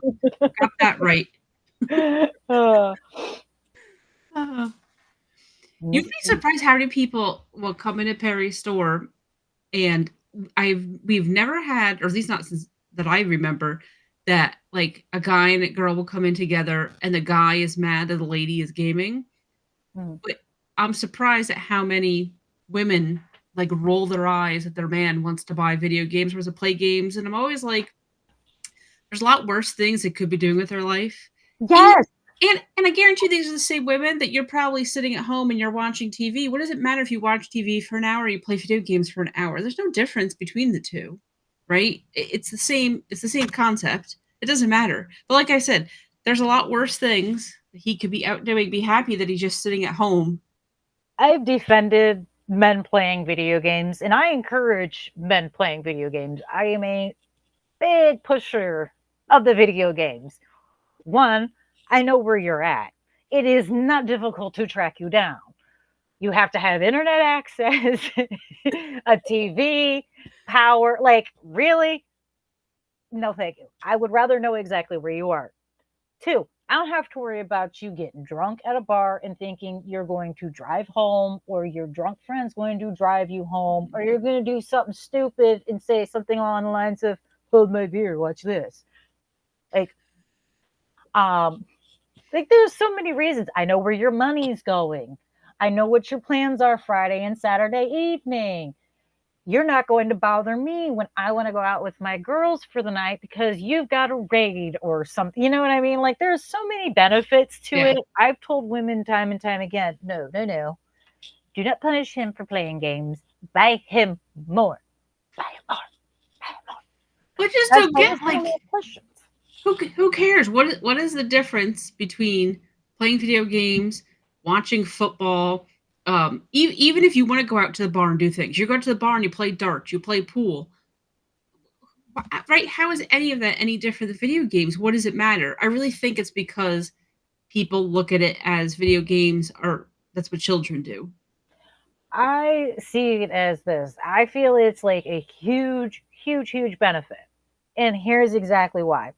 I have never in my entire life ever had any man, not a single one, not my dad, not my husband, not ex-boyfriends, not my brothers. Never have I ever had a man ask me what I bought at the store when I hand them a video game. I hand them a video game, they go away. Little do they know, I've spent way too much money and bought something really stupid. They'll never know. Because by the time they notice it, sweetheart, I've had that for a while. What are you talking about? I bought that ages ago. Where have you been? Hello? Use it to your advantage, ladies. Stop being cruel. Be smart about it, okay? They're never going to ask you what you spend on your makeup or your perfume or your clothes if you buy them a video game when you're out buying all your crap. Some women just don't think. They're just... See, I'm not at the store buying anything because I'm sitting at home too. But then it's, he's getting Amazon packages of video games. I'm getting Amazon packages of craft supplies. So I never have to question what did he buy and what is this for. It's a video game and it's to play, and he's going to spend his time in the house this weekend. Oh no. You mean he's not going to go out and get drunk at the bar and possibly get himself into trouble or hurt or... Oh. Such a shame. Yeah. Such a shame. Yeah. No. I do. I'm still, every time that happens, and I just think too, if you really are so against him playing video games, why didn't you sit in the car? Why did you even come in? Why are you with him? You could have stayed home and he could have come out to the video game store. You didn't need to be here puffing and puffing and rolling your eyes at him. I don't know why. I honestly don't know why. I've heard many women, especially in the last few years, complain about he's playing video games and spending time with me. First of all, bitch, what made you the center of anybody's universe? Okay? You are not that special. Second of all, did you forget that online gameplay doesn't have a pause button? No. Take your funky ass somewhere else. If you want blind loyalty and someone to follow you around constantly, may I suggest a dog? Like, I would rather my husband do other things than be constantly, what are you doing? Where you at? What you doing? Where you at? What are you doing? Where you at? Who wants... I honestly... Get a dog. Just get a dog. Save the world problems. Don't reproduce. Get a dog. Get a dog. He'd be much happier that way. It'll never play video games. It'll never leave the house without you. Problem solved. So you were saying about going out to the bar and doing all this stuff and driving around, and Perry said we do all that stuff in the house on GTA 5. No jail time, lawsuits in real life to worry about. Exactly. Exactly. And if you accidentally die, there's a restart. Yep. Dreadpool, what I do is never a secret to you. You know everything I do anyway. There's nothing for you to know now. You know everything anyway. Please. Now, I forget when you buy a lot of things, so if anybody's going to go that route, it's going to be me, the one who's upset, sir. You just got a package today, and I don't think you ever told me what was in that box. I like how he looked at me and went, "What's this? What the fuck am I supposed to know? I didn't buy it. I have nothing to do with it. That's you. Your name's on it. That's you. Nothing to do with me." So Yeah. since we got onto video games, I am more than halfway done with Until Dawn, and I cannot wait to find out the ending. Perry tells me I've played this game before. I think he's lying. I have no recollection at all of playing this game. Zero. I don't think I played it. I think he's making it up. I totally didn't play it. I'm ready to start chapter 8, and I cannot wait to find out the ending. So far, everybody's alive. Thought I killed somebody, but I didn't. So everybody's alive. The odds of me keeping everybody alive at the end are very slim, but that's okay. It's funny. As long as I can get somebody alive so I know what the ending is. Yeah, and then the Until Dawn movie is going to be announced next month. So I bet Perry sent me something before about the trailer. I'm like, but can I watch the trailer? Is it going to ruin the game? Like, I got to finish the game first. I can't. No one, don't ruin it for me. I'm so close to the end, but. If it helps you feel any better, there's been a few games for the years that I've played that I've completely forgotten that I played because they were just boring or the ending was bad or it was a completely forgettable game entirely. So it happens, unfortunately. It does. Well, see, normally though, when I say like, oh, I didn't watch this, I didn't play this, but then I'll get 5-10 minutes in, I'm like, okay, now I remember. I don't think I ever played this game. I really don't, but he swears that I did. I don't know. Let's be real. He's right. If he says I played it, I guarantee you he's right. I really did play it. Right? I'm still gonna claim I didn't though. I have no recollection of this. Funny. But yeah. That's too funny. Yeah, I went to the Final Destination. I can't wait to see another Final Destination. Those movies are amazing. Quite frankly, they can make them from here until the end of time for all I care. Yes. Those movies are awesome. They should turn that into a video game. Imagine if you got to play death instead of like the whole that'd be fun. That'd be a lot of fun. And that would be what a great concept because I'm in the middle of Until Dawn where like the choices you make affect the outcome. Mm-hmm. It could be that type of game, but the outcome is still that you're going to die, right? Because that's the whole point of Final Destination. But like it lets you evade it to a certain point, or it may change how you die. Like that would be awesome. I'd like to either play either or. I'd play as the person or as death. Yeah. Either way, that'd be a fun game. Someone needs to get me that game. Make that game for me. Come on. Well, that'd be good. I'll buy it. Day one exclusive right here. Okay, so this is not related to anything, but I need to share this, okay? Last week, you brought up that you watched something about that guy who wants to stay alive forever. Yes. Okay. Yes. Mm-hmm. So I randomly saw this article on Reddit, and at first, I was like, I just clicked it because it was a hilarious headline, but then I read it and I was like, oh my God, I have to tell you about this. Okay. Mm-hmm. So the headline is Dr. Serge, the man who made millions in the 1920s transplanting monkey testicle tissue into the ball sacks of millionaires. I'm sorry. Repeat that one more time. Yep. The man that made millions in the 1920s transplanting monkey testicle tissue into the ball sacks of millionaires. Okay? That's why I clicked on it, because how do you not click on that article? Right? It's great. But it turns out that this dude, he was promising eternal youth. That was the whole thing. Is he said that if he puts monkey testicles into your testicles, that it like gives you rejuvenation, immortality, that you're just going to stay young forever. And this dude made millions in the 1920s doing this surgery.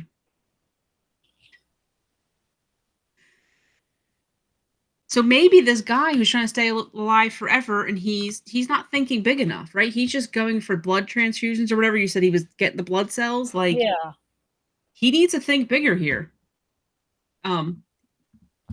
It turns out, I mean, this is going to come to a shock. It turns out that the monkey testicles really weren't doing anything for people. Although surprisingly, didn't hurt them.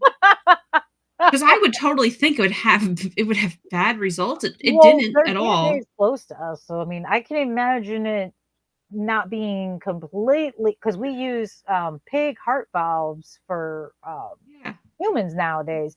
So I can see where some things might be compatible, but I'm not quite sure I understand what your balls have to do with living longer. I don't know either, but I mean, this okay. So it said by the early 1930s. Over 500 men in France alone had undergone the procedure, with thousands more seeking treatment worldwide. Right? So you're telling me they've been stupid forever? Yes. But then he also,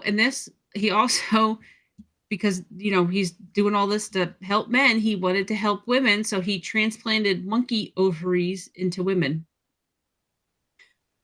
Did we ever end up with like half human, half monkey babies? Like, okay, well, he did try. Okay, so it does say he also tried, but it says he tried, which makes me think that this, like, you gotta have to read a book, so I'm not doing all that. But it makes me think, it says he tried, so he must not have succeeded. He tried transplanting human ovaries into female monkeys and inseminating the primates with human sperm. Who thinks of this crap? Like, I don't know. But he occupied an entire floor of a luxurious Parisian hotel, maintained an entourage of chauffeurs, valets, personal secretaries, and mistresses, and became a regular feature in the press. All from monkey ball surgery. He claimed the surgeries could improve sex drive, enhance memory, reduce the need for glasses, weird, and extend life expectancy. What do your balls have to do with it? What do your ovaries have to do with any of these things? I mean, huh? Yeah, you need glasses because there's something wrong with your balls. Just, these are the only people who wear glasses. I mean, I'm gonna have to look into that. I got questions, and I'm sure there's probably a few answers in there somewhere. Yeah, Dr. Moreau, Marie, whatever, how you pronounce. That's what I'm thinking of, is the island of misfits type. But he did this surgery for like 15, 20 years before further research discredited his work. And then he became a target of ridicule. But like, it took him that long to realize that this wasn't doing anything. I mean, what time period did you say this was in? The 20s and 30s. So they were still doing like wild amounts of drugs for fun, and like calling it. So that actually might make sense. That might make sense, because they were all on like morphine and cocaine and like opium, and they were giving it to everybody at that point in time. I mean, for crying out loud, they were making women happy under the terms of, oh, she's hysterical, we must. I mean, is this the weirdest thing in history I've heard? No. Am I confused? Absolutely. I don't know what your balls have to do with anything. That's what I want to know. Where he got the idea of balls having anything. Yes. How do you think about this? And then, like I said, I'm just impressed that it just had no effect, because I really think it would be bad for you. I think it's because he put and it wasn't in the article I just pulled up. It's a different article I read about it. Yeah. That he took like a thin sliver of monkey ball and put it on your balls. So it wasn't like, he didn't completely like remove your balls and This just replace seems it like with a monkey ripoff. ones. He just put like a sliver of it so it like fused into your balls. That sounds like a ripoff. You want the whole thing in there, I would think. I mean, what's But the point of a sliver gonna do? I don't know, but I also just think how many like thousands of people were like, "Oh my god, this is a great idea. I have to have the surgery." Right? That I mean, he thought about it to do it, but then that made people thought it was great and they just had to have it done. I I know, but that's what I'm saying though. This dude who wants to live forever, he's just thinking too small. If all he's doing is getting red blood cells from his kid, he's thinking way too small. Apparently there's I didn't know this last week, but apparently there's a documentary of him about him on Netflix now. I was like, oh, I saw that like 2 or 3 days ago. I came across it. I was like, no way. I was like, oh my gosh, go figure. If they made a documentary on this monkey ball surgeon, I'd watch that in a heartbeat. Hell yeah. Yeah, I'd like a little more information about that. That seems like I would like to know why that was lost in the records somewhere. It's not even the weirdest thing they've done in science, honestly. Yeah, rich people are not always smart people, but imagine that you have so much money that you can just throw it at things like this. Like you could be like, oh my god, I could live forever by getting some monkey balls. Please sign me up. Let me spend my money on that. Like that's how much money you have laying around. Okay, wait. So we were talking about embarrassing moments earlier, right? Now we're discussing, what if you're one of those guys back then, you're not married yet. How do you tell your fiance, I've got monkey balls? Is it something you have to tell them? I would think that's something they would want to know, because I don't think you would be able to easily have kids. I don't know. I think you could. I don't think it had any effect. I really think, like I said, it was in the article, but it was like a sliver of monkey balls. It was just kind of like skin, like an internal skin graft kind of thing. So I think that you could still have kids. I don't know. I would think though, if you spent that much money, you'd be bragging about it. You would want people to know that you have monkey balls, right? I'm just thinking that you spent that much money, you want people to know about it. I wonder how many guys went sterile for that. I don't know. Yeah, I have to do some more research on this, but I saw that headline, and like I said, I had to click on it just from the headline because why would I not? But then when I saw that was the motivation behind it, is to just live forever. Crazy. That's insane. I can't even, I mean, just imagine if somebody told you that, like, oh, you must know before we get married, I had an operation on my balls. And they go, no, what happened? Nothing. I just wanted to live longer, so I had monkeys put in the. What? It's also weird to think about that happened in the 20s and 30s. Like, my grandma has passed away at this point, but she was born in 1920. Like, that's weird to think about that, like, my grandma was a baby and people were still doing human ball surgery, right? That's just weird. It seems like something that would be from like the 1800s, not from the 1920s. It is strange. It is oddly strange. I mean, like I said, I have questions. I'm going to look into it because I got questions. And weird history always intrigues me. So this is not not the craziest thing I've heard of happening. Well, and science is weird. People are strange, and they've done a lot of weird, crazy things. I mean, the reason a chainsaw was made is horrifying. So when I try to find the article, which I have finally found because it was in my history, I forgot that it was monkey balls. So I got the time frame wrong and everything. So I searched, right, as I Googled, 1800 surgery to put goat testicles in humans. If if something happens to me and people look at my search history, what is wrong with that lady, right? Because searching things like this.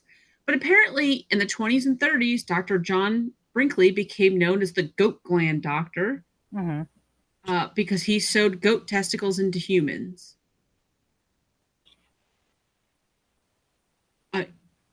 I don't know. I didn't get far enough into this to find out why, but this was in Kansas. Mm-hmm. He did lose his medical license Yeah.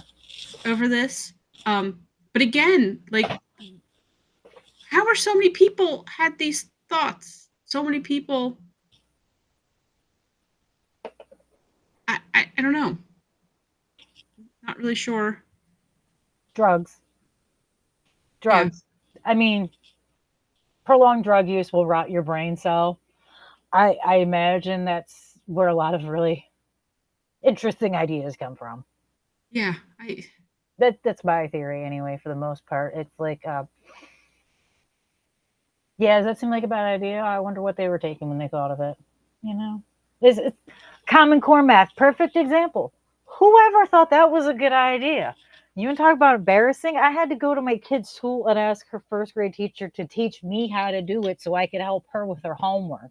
I literally walked in and was like, okay, I'm going to need you to explain this to me, like step by step. Act as if I don't know any math because this makes zero sense. Most aggravating part about it, she learned it for 1 year, used it for that year, and then she had to learn regular math. What was the point of this? I'm positive whoever said, oh, let's add that into the curriculum. Let's let them do this for only a year and then change it. Drugs. That's my only guess. Drugs, alcohol, both at the same time. Bad decisions. Yeah, that's my best guess. Because there's no way anyone sober with processing thoughts was like, it seems like a really good idea. We should really confuse the kids for a year. Confuse the parents for a year.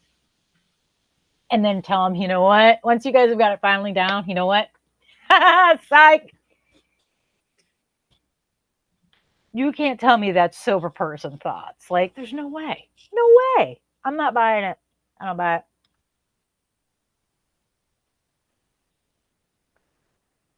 I am the weird one. I'm always weird. Never denied that.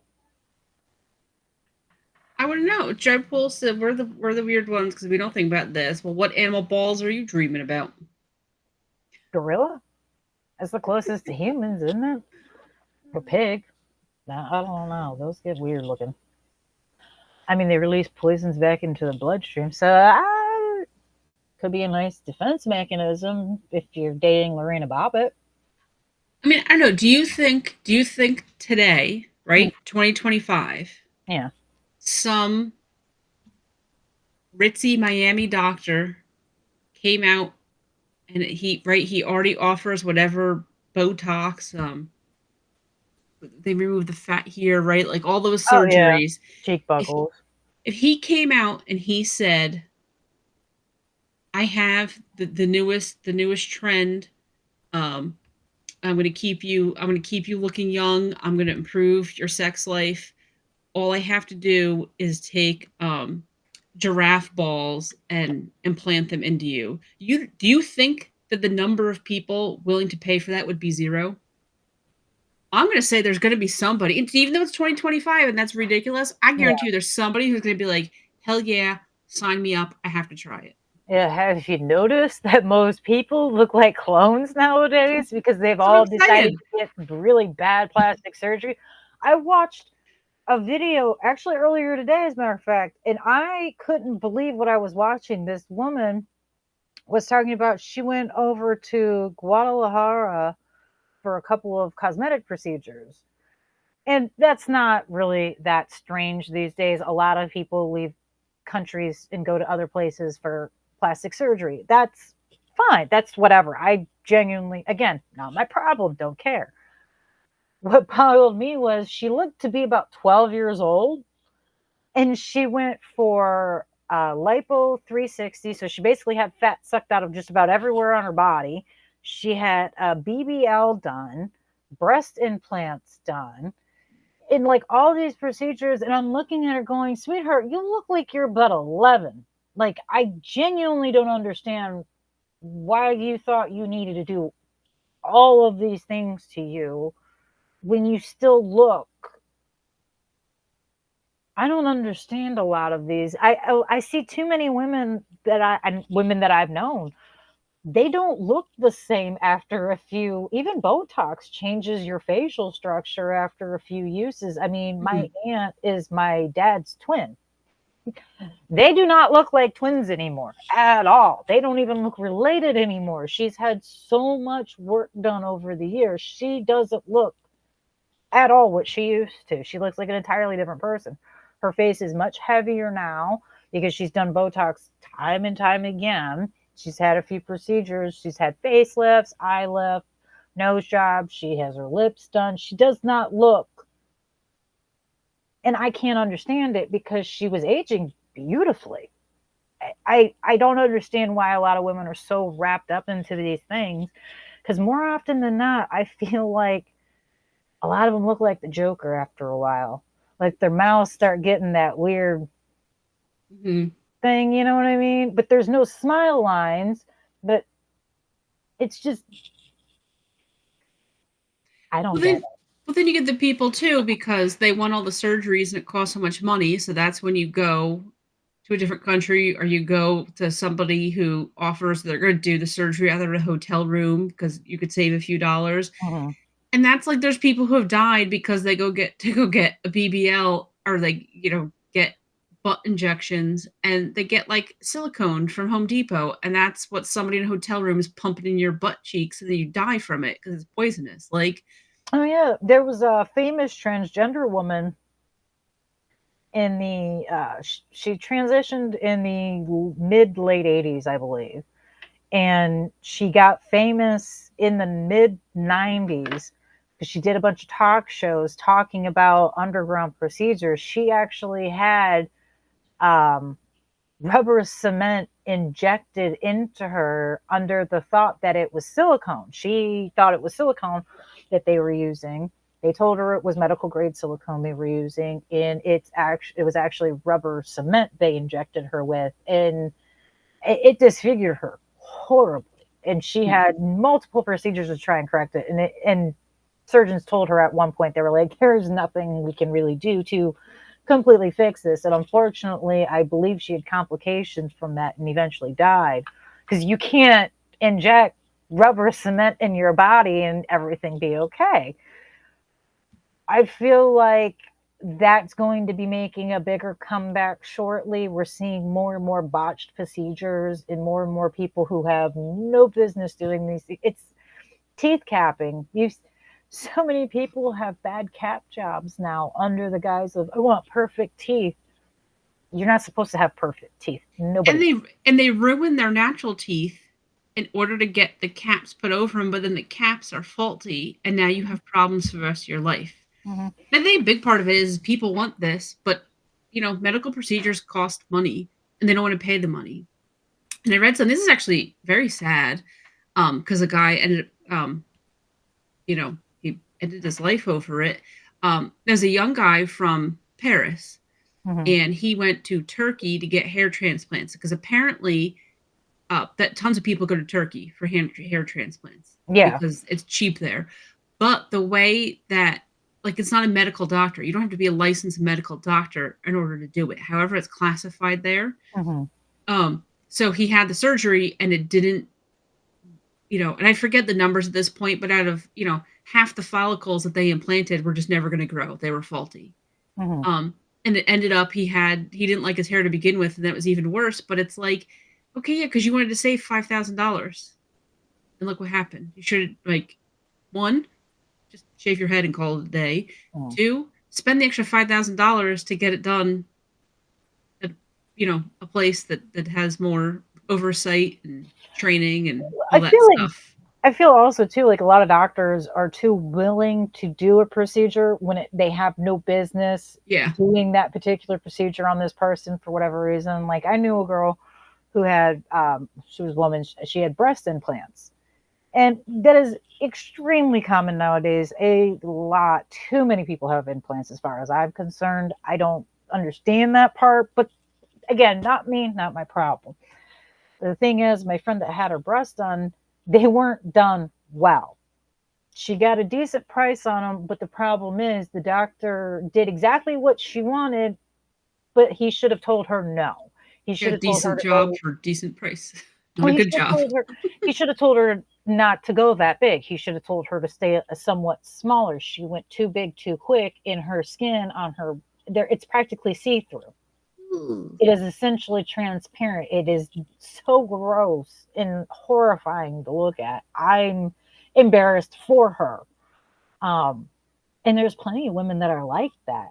Because the doctors won't tell them no, because they know if they do, they'll just go to someone else. But they should explain to them, instead of going, you should not go from an A cup to a double D. Your skin is not that stretched enough for that. We're talking several sizes in difference. That's a couple of inches in difference. That's a big, big thing. Go smaller. Maybe go up a cup and a half. You know what I mean? Like, call it a day. You Well, don't that's the thing need. too. People aren't picking their doctors based on medical reviews. Like when I use my example of, oh, here's a doctor in Miami and he offers these services.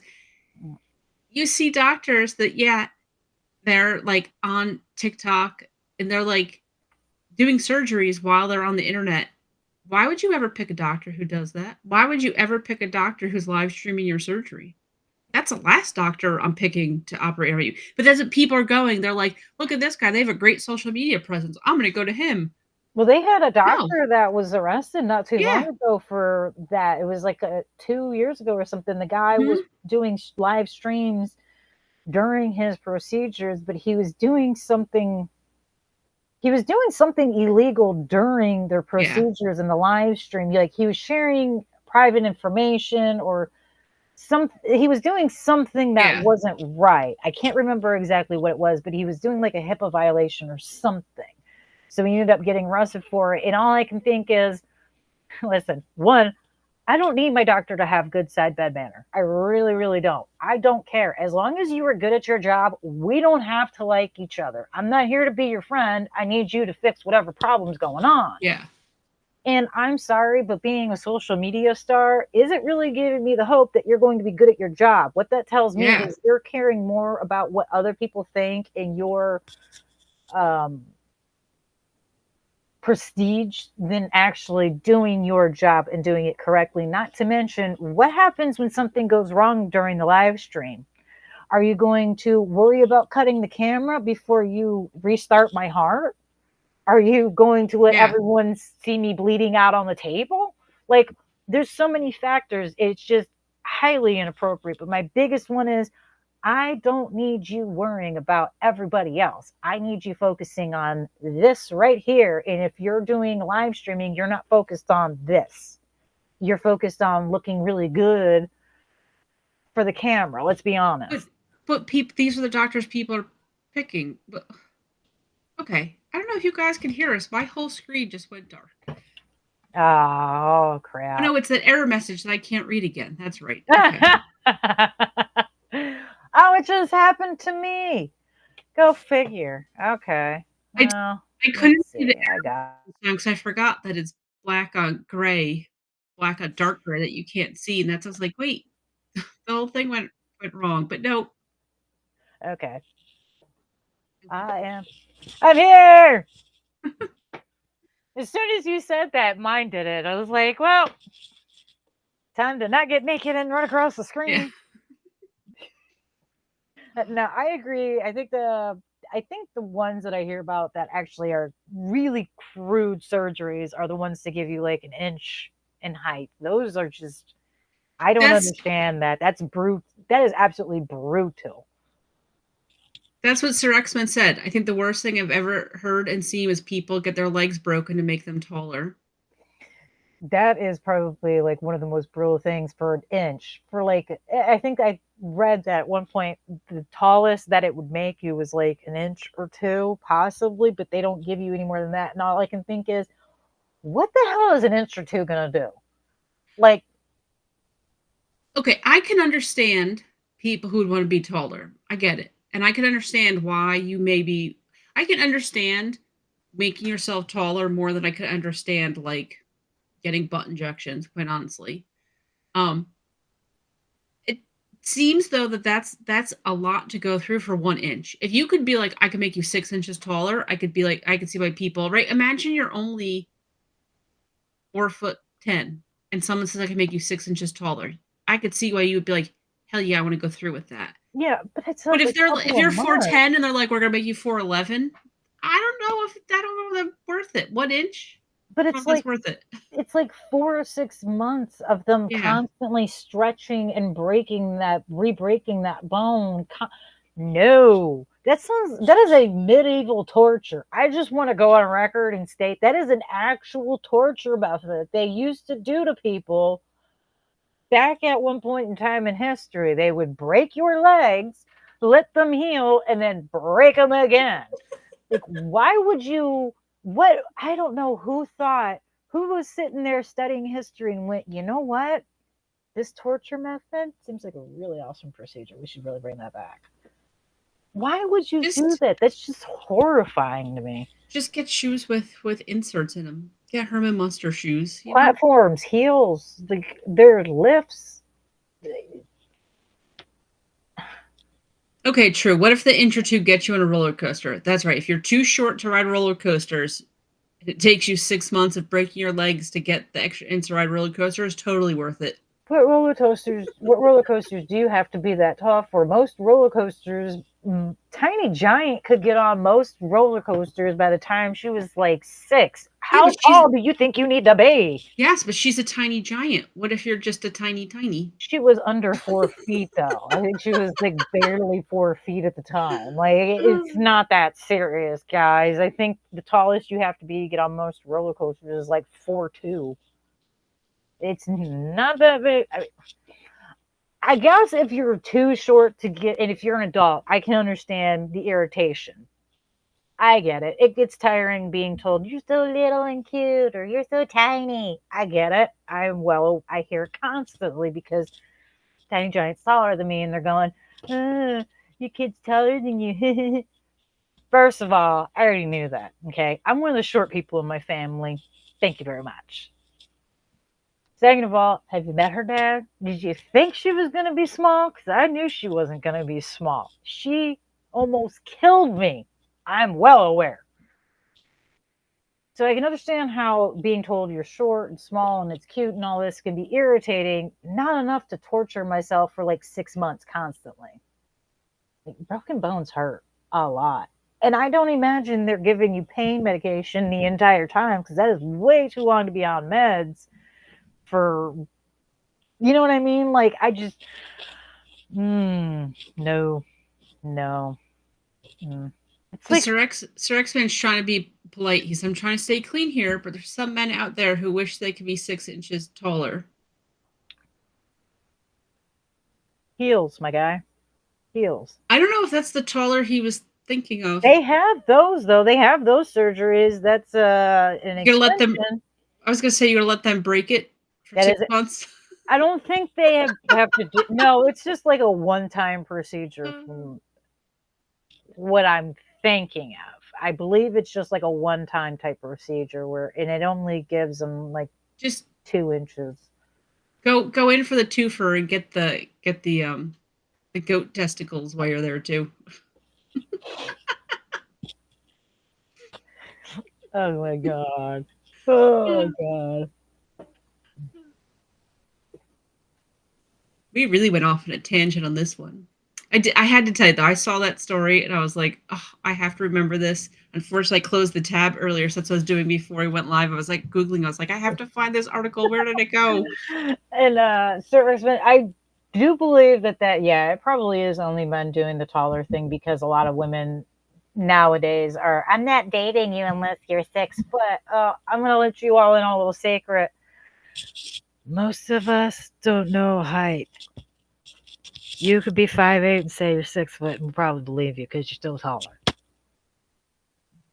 No problem. And if she says, I'm looking for a guy who's 6 feet, you need to ask her if she plans on stepping on a scale, as far as I'm concerned, because that is the exact same thing. And I'm tired of women saying, well, it's just my preference. And men aren't allowed to have them? Well, here's a pro tip. Don't date somebody who is only going to date you if you go get your legs broken so you can become taller. Like, they're not worth dating. There's somebody out there that, I don't care if you're a man and you're 5 foot tall, there's somebody out there who's not going to care. You need to find that person. Don't date the person whose only criteria in life is that you're 6 feet tall. My younger sister, the one who's only 5'2", her boyfriend is probably about the same height as me. He's not that tall. So, I mean, there are women out there that don't care. As long as you're a decent person, it is not a big deal. Because the truth of the matter is, no matter how short you think you are, my guy, there will always be a woman who is smaller. Always. It is a given. We're always more petite. So, you'll find someone eventually. Your first Christmas together, she gives her gift certificate to the surgeon. I'd give her a gift certificate to a diet meeting or something. Yeah. Hey, we're gonna go this route. Here's your liposuction. Go get me some breast implants. Yeah. Yeah. No, I understand though. There's a lot of women that are too stuck on the things they shouldn't be. Honestly, they're too worried about looks and not worried about other things. Like, does he know what a 401k is? Does he understand? I don't know how to use a bank account properly. Like, there's so many things to be more concerned about than how tall he is. Like, does he have a retirement plan? Is he thinking about retirement?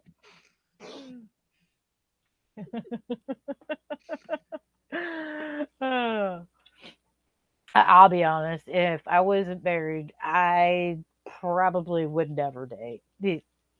Too many people are just expecting too much and yet not enough at the same time, if that makes sense. I'm sorry for anyone who's single because it is rough out there. A lot of people are just nutty, honestly.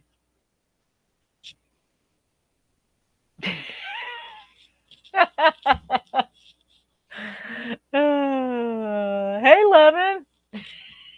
Just in time. I know. Let him miss the end of the good discussion here about monkey surgeries. Yeah.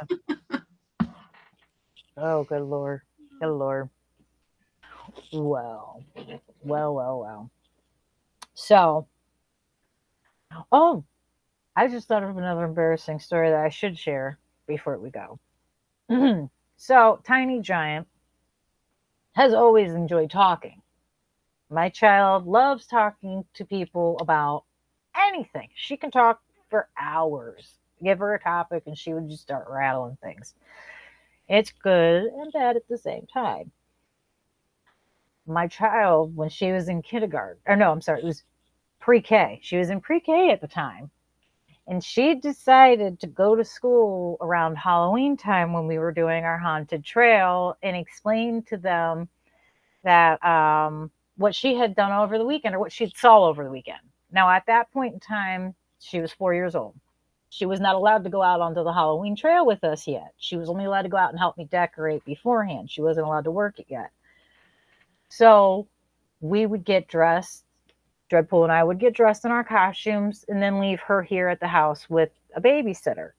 And one weekend on Monday, she decided to go to school and explain to her teachers what she saw all weekend, which normally not the biggest deal, but this week it was. I had to go back to the school later and explain a few things. She went into the school and explained to them how, it was a strange weekend. Mommy and Daddy got dressed up, and then Mommy got all bloody, and Daddy killed Mommy and dragged her out into the woods for the weekend. Well, obviously, I went to pick this child up later on that day, and the teachers were kind of looking at me, and they're standing there, like, studying me, like... Oh, you got murdered this weekend. Yeah, I mean, I now know what they were looking at. They were kind of like staring at me and kind of like looking at me. You know when you can tell someone's kind of like checking you over and like, and I could tell they were like checking me out. And at first I'm thinking like, am I not dressed properly for a pickup? Like, is there something on my outfit? Did I miss a tattoo or makeup somewhere? Do I have like, blood or something? What's going on? And they're like, so we have to talk to you before you leave. And I'm like, oh, okay, no problem. Is everything all right? And they're like, well, there was an incident today. And I'm like, okay, what's going on? They're like, so we were asking the kids what they did this weekend and what they saw, and Tiny Giant here was explaining to us that, you and Daddy got all dressed up, and then Mommy got all bloody, and Daddy killed Mommy and dragged her out to the woods for the weekend. And I'm like, okay. And they're like, well, obviously you're not dead. You don't look like you've been hurt. And I'm like, no. I'm like, I'm going to go ahead and explain. So I explained to them, I run a trail. We run a haunted trail. I was working this weekend. My husband works the trail with me. She stays home with a babysitter. And we get dressed before we leave. She kind of hears some of the story, but she doesn't understand it. Yeah. And they were just like, oh, okay. So is this something you do every October? And I was like, yeah, pretty much. And they were like, so is it okay if we go ahead and put a little note in her file? And I'm like, please do. Please do. I don't want to have the cops coming out to my house. Yeah. Please do. And after that, I have embarrassingly gone to my daughter's teachers every year up until this year, because now she's old enough. But I have gone to her teachers every year to explain to them, so, hey, listen, if in September, October, you hear some weirdness, like, this is what's going on. Yeah. Yeah, there's nothing quite like the embarrassment of, I thought you were dead. No. Let's see. The September-October time period would have been the best time for if you actually wanted to commit a murder, because then everyone just, oh, no, I already told you, I already do this. And, oh, no, my kid, she didn't see anything. What are you talking about? It's the trail. You know it. You know this. I told you ahead of time. Perfect cover. I mean, in my personal life, I probably would get away with it a lot easier than most people, because I know cops. They know who I am and what I do in October. They don't ask me questions when they see me dragging bags through the woods anymore. It'd be a lot easier for me to get away with it. And because they know a lot of my props look so realistic, they would never believe I have a real body out there. So, but that has worked to my advantage, because when I have some rude person coming through, I usually get close and tell them, try me. No one will know you're missing. And by the time they figure it out, we'll be gone. Try me. It'll be a great time for everybody but you. So, a fun moment in my life. Don't think many people have had to explain to their kids' teachers that, I'm not dead. Just playing dress up, but thanks for caring. They're probably looking at you like, okay, well, we kind of thought that she wasn't dead, right? Because if they really thought that something happened, they would have called the cops or something, right? Yeah. So they're probably like, does she look like she's okay? Do we see any marks on her? Right? They're trying to see, are you disheveled? Is there a bruise somewhere? God bless those two women, the pre-K teachers. They were both very young women. The one, she was actually still in college to become a teacher, so she was the assistant. Okay. And so she was like, at 20, 21? She was a baby. And then the actual teacher, it was her first class, her first year teaching her own class, if that says anything, because she had just recently graduated herself. So they were babies. So they probably were kind of like, what do we do? How do we handle this? Because I'm positive there is no rule book for that. I'm sure kids say insane things all the time, but not stories like that particularly. So yeah, they probably had to pause and go, wait a minute. But it also worked in my favor, because I was friends with the principal. So if they had gone to the principal, she would have just called me, because she knows she had known already what I do. Yeah. So it wouldn't have been a big deal. But all I think is, man, that could have gone sideways really, really quick, man. I'm just glad I went to school that day. Embarrassing as all hell. And like I said, sheepishly explaining to her teachers every year after that, because it feels like I feel like I'm bragging at times about it, and I'm not. So it's weird. It's very awkward to be like, so hey, you don't know me, but I'm gonna tell you about my life right now, in case it ever comes up. You know. So yes, and I think so many like embarrassing points in anyone's life are just because we're all slightly awkward in our own way. I Yeah, also and then think like lack of information and clarity in the yeah. situation that sets it up for the oddity and awkwardness. Because, like, if she had explained a little more, like, Mommy runs a haunted trail. Oh, okay. No, let's leave it out. Let's leave out the little information. But in her brain, it was like perfect. It made perfect sense, Mm. right? The story she told them made absolute perfect sense in her brain.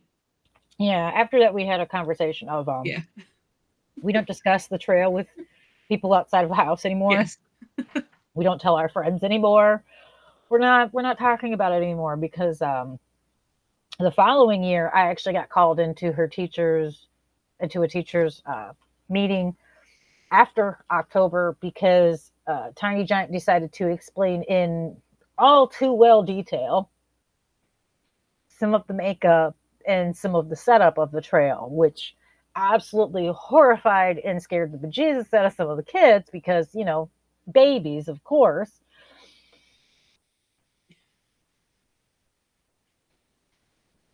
No, she's not supposed to talk about these things in school. I will discuss it with her again. I'm so sorry about that. I apologize so much. I'm so sorry. My bad. And she's looking at me going, and I'd appreciate if you could cover up your tattoos while you're on the school grounds. And I'm like, I shouldn't even be here. I don't have any tattoos. I use fake tattoos in October, so I don't have to constantly put makeup all over my body. I had fake tattoos. What kind of prude was that, though? Oh, you got to cover up your tattoos. I mean, she actually, that's the same teacher. When I went to go volunteer to help, because we had to volunteer at the school quite often, I went in to go help the kids around Halloween with an activity, and she took pictures of every single volunteer with the kids that was there, but me. Everybody got pictures, but me.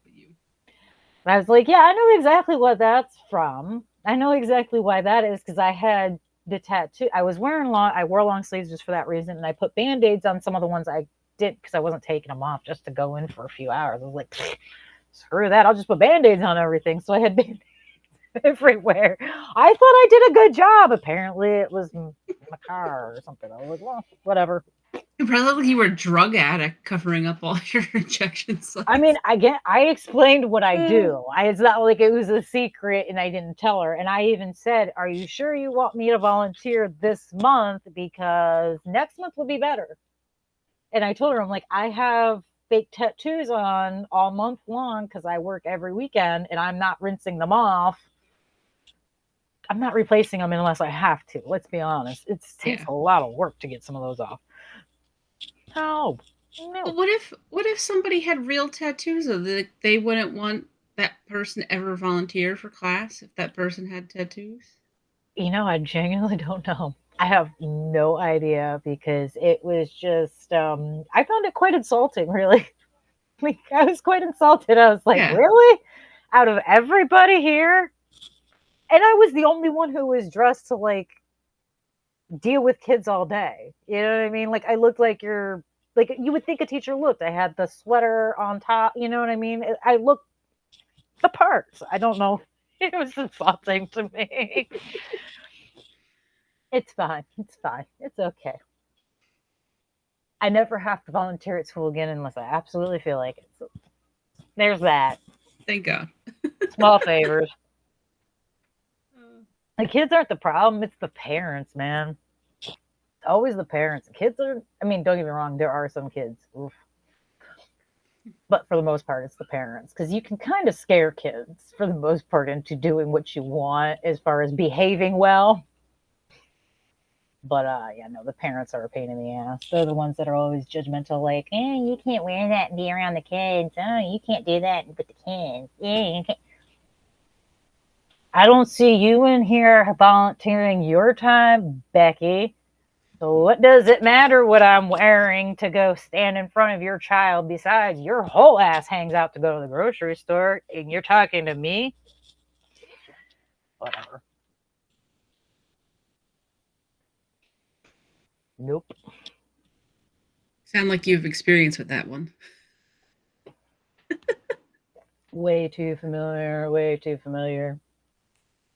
I coached a Tiny Giant soccer team one year, and I actually went ahead and because I used to play soccer when I was a kid. I loved it. It was so much fun. The coaches made it fun. So I did everything I could to make the kids have fun. So at the end of the year, I wanted to throw a huge team party because that's what I used to do when we were kids. We had team parties at the end of the year.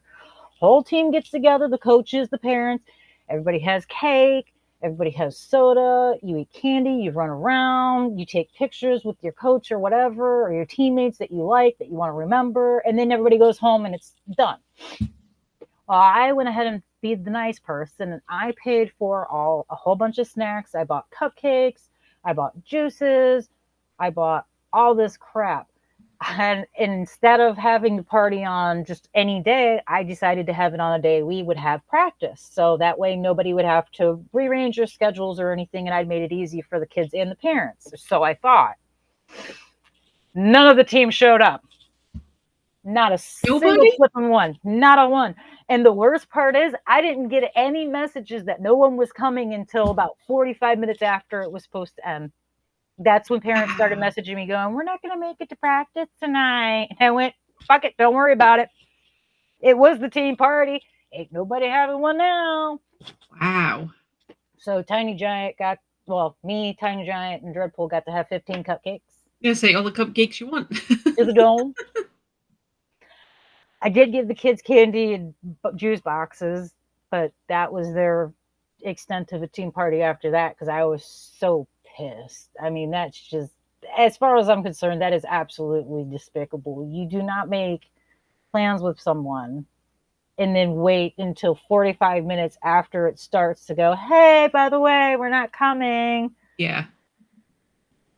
All the parents, got that memo. All the parents. All of them. And then the worst part was some of the parents told their kids that I was refusing to throw a team party for them or do anything for them. Of course. And I was like, you know what? Not that they didn't bring them to the party. You just wouldn't throw it. You know what? We can play that game. You want to play that game? Throw me under the bus? That's fine. I'll be the bad guy. I'll explain to the entire... So I did. I explained to all of the kids. Hey, guys, remember when we were supposed to have practice on Thursday? Yeah. You know how none of you showed up? Yeah. Thank your parents for you not having a team party. I was going to throw you a team party that night. I bought cupcakes and everything. Ask your teammate. She'll tell you. And she's like, yep, I ate them all. I'm not the bad guy. Look at your dickhead moms. Yep. Enjoy, Heather. Not sorry. I'd do it again, too. Don't throw me under the bus, kids. No care. Tiny Giant probably, though, had the best party ever. She got all the cupcakes. Oh, she thought it was great. She didn't care. She could care less one way or another. She's like, cupcakes. Hell yeah, I don't have to talk to any of these other kids, and I get all the cupcakes. She was on an all-boys team, so she genuinely didn't care if anyone showed up or not. She was like, but it's grass. It was great. Worked out in my favor. How can a woman with breast implants feed a baby? It depends on how they're placed, actually. I do know the answer to that question. Depends on how they're placed, believe it or not. If they're placed behind the muscle, it didn't do anything to the milk ducts, so they can feed the baby just fine. If it's placed in front of the muscle, it can lead to complications because they can break the milk ducts. So it just depends on how the implants are placed. I like Dreadpool's answer better. He said easier than a man with implants. Yeah, I'm not even touching that one. I heard about somebody who was going to try and take something to try and give them milk, and all they could think is, that sounds absolutely horrifying. Okay, do you think if you told millionaires they could live longer Mhm. if they took whatever, so that way the dudes could produce milk. You think they would do it? Hmm.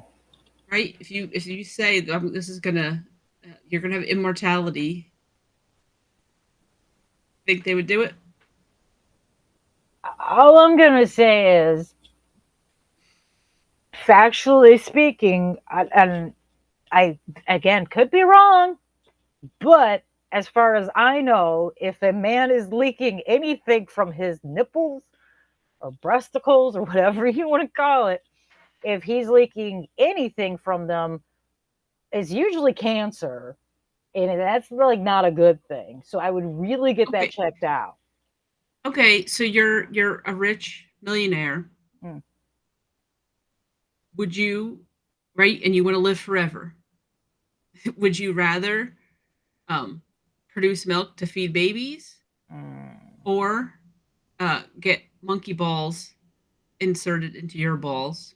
What are you picking? Balls. I think I am too. Balls. I've been a milk producer, and just the thought of it's making it hurt. Oh, no. It's very uncomfortable. Pressure, weight, extra weight. No. Yeah, I'll take the balls. Is that, yeah, oh God, clogged milk duct is just the worst. Yeah, no. And then if you get a kid who has like the jaws of life, balls. I'm taking balls. Absolutely. So Sir X-Man only wants to do immortality if he can still be younger. Can you imagine living longer and getting older? That would suck. I don't know. mean, have you looked at some of the 20-year-olds that are walking around right now? They look metal compared to some of us. I'm just saying. Well, I think though part of the immortality though is that you're right. Okay. When you're 85, you're like old 85 because you're going to die at 90. But if you're immortal, wouldn't you then not like really hit that point where you're old, right? Because isn't part of getting old because your body is breaking down? Like, is your body still going to break down? Because if it's going to break down, eventually it's going to die. Yeah. I would assume that if you're doing something for immortality, that you have either stopped the aging or you've just so drastically slowed down the aging that, whereas now you may age, however much you age in 5 years, it would take you 50 years to age them out. That's what I would think. I mean, not for nothing, some of these young people look way older than I thought they were. There's been a few people that have told their age, and I'm just like, really? No. Really? No. It's the makeup and plastic surgery. It is. I feel like it is. That, and they're using skincare that's way too mature for them just yet. And that really does ruin your skin. You can't use a retinol at 12. It will destroy your skin.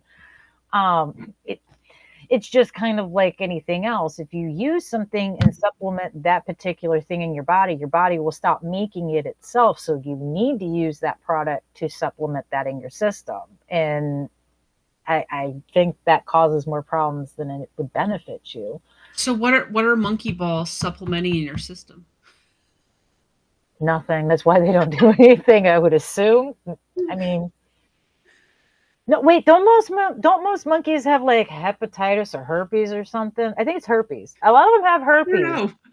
I know we got an island of monkeys in Florida, like off the coast. There's an island of monkeys that have like, I'm pretty sure it's herpes. Yeah, they're like infested with herpes. Koalas have chlamydia. Yep. Almost every koala has chlamydia. That I knew. I wouldn't be putting anything from them inside of a person unless you want like patient zero chlamydia. Drug resistant clap. Man, I don't know.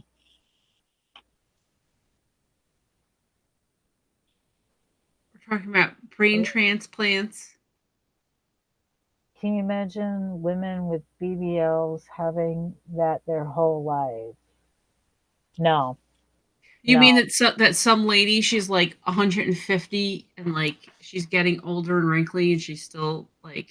Well, once you have them done, you can't reverse it because fat injection. They're taking fat from one place and injecting in another. So Could even you if you just lost the weight, could you get liposuction? you could, but at that point, your body, the whole reason a lot of people have issues with muffin tops is because once your body knows that there's fat that should be, that was there, it thinks it's supposed to be there to protect your organs. It'll constantly try to refill that packet of fat once you lose. That's why a lot of people have a hard time losing weight and keeping it off, because your body's so used to it. It thinks it's supposed to be there after a while. So it just, yeah, you could lipo it out, but I'm sure it's not going to, it's not going to look great, because once you start gaining some of that weight back, I would imagine it'd get kind of lumpy, like cottage cheese, and your body's going to want to put it back. Like, that's just, I've heard gross things about them, really. I mean, I question things like, how do you reach back there to clean properly? That's my thing. Some of them are just outrageous. They're way, way too big. I'm not talking like ones that actually give them just like a little cushion. I'm talking like you go from size nothing to you got a big old chunk. How do you reach that is what I'm questioning. Because if it's natural, you already have figured that out by a certain time. But if it's brand new, kind of like balancing, you know? I've always wondered how women that get excessively large implants stand up straight, though. That's always boggled my mind. Like, I know what I've got. It's heavy naturally. We're adding extra fake weight on top of that? No, thank you. Oh, no. I wonder how many women realize their back problems are from implants, though. Probably not many. It'd be an interesting thing. Because you gotta, most doctors, when you go in to tell them you have a problem, the first thing they say is, well, have you tried losing any weight? Doesn't matter which problem is. Hey, doc, I've got a hole in my head. I need you to sew it shut. Yeah. Have you tried losing weight? Yeah, I think losing weight would help a lot with that problem. Doesn't matter what the problem is. The first thing they're going to say is, have you tried losing weight? Only for a woman. If you're a man, they're going to be like, oh my God, you have a paper cut? Let me give you morphine. Yeah, I wasn't going there. Yeah. So I kind of wonder if anybody ever points out to some of those women, like, the reason their back hurts so much is from their implants and the weight that those implants are putting on them at that point. I wonder. I'm sure somebody's done a medical journal article about this. Yeah. Somebody in school did some sort of research paper. He took a survey. Surveyed 100 women with implants. I might do that. I think I know a few. I know quite a few people. I might be able to pull something off. I might be able to hold a poll for that one. Like, so, how long did it take you to start having backaches? It's not a matter of if, it's when. So Perry put in the chat, bra was too tight. We got that one. I forgot about this because it still angers me to this day. It downright angers me. I had gallbladder problems for a while, and I was going to the GI doctor, and I would tell him, and I would point where it was, and I was like, I'm having this burning pain. The pain radiates into my back, and I'm explaining exactly what it is. So he took a HIDA scan, which measures like the pumping function of your gallbladder or something, and mine came back fine. So therefore, he said, well, nothing's wrong with you. But I'm like, no, I'm still having this pain. I'm having this burning. It's right after I eat. It's getting worse. And he goes, well, maybe your bra's too tight. This dude looked me in the eyes and told me that the burning on the inside of my body, which this is going to sound weird, my burning had a shape. The shape is, if you look at the shape of a gallbladder, my burning was in the shape of a gallbladder. Like, I don't know how a pain has a shape, but it did, because I didn't know what a gallbladder was shaped like. And I said, here's what the pain is shaped like. And sure enough, it matched up perfectly. And this mofo actually looked me in the eyes and said, maybe your bra is too tight. Yeah, because I haven't been wearing a bra for 30 years, and I can't tell the difference between external pain from a bra being too tight, and internal pain in my organs. Okay, thanks, buddy. Sure enough, and I don't know how much longer after that, I had a gallbladder attack, and I went to the hospital because I thought I was dying because I had a gallbladder attack, and I didn't know what it was, and ended up had to get my gallbladder removed. Yeah. You know, that makes sense, though. They're honestly, they're not equipped for women when it comes to healthcare. No. It's absolutely deplorable with women. I've gone in for migraines before. I've given up on most doctors. I pretty much deal with whatever, and if it doesn't kill me, great. If I think I might die, well, then I might go to the hospital or something. Otherwise, I have no interest in dealing with them because it's stupid.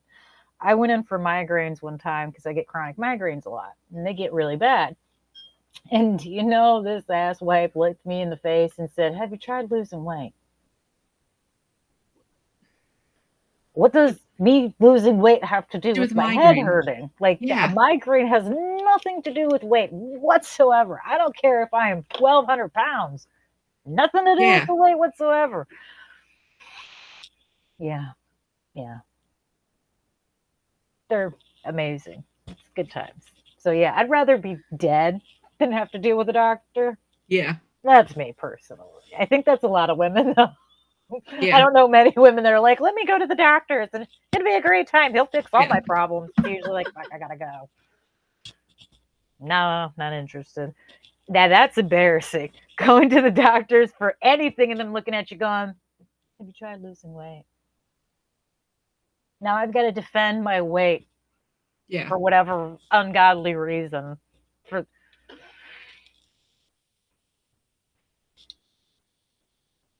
Your broken finger. Have you tried losing weight? I have a bad knee. I tore ligaments and tendons in my knee before. And every once in a while it bothers me. So I wear a knee brace.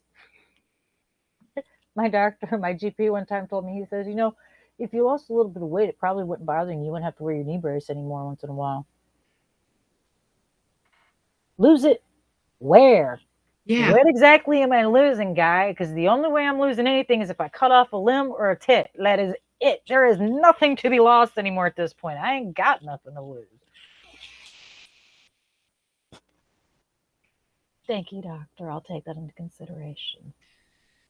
So nice of you to point out. Yeah.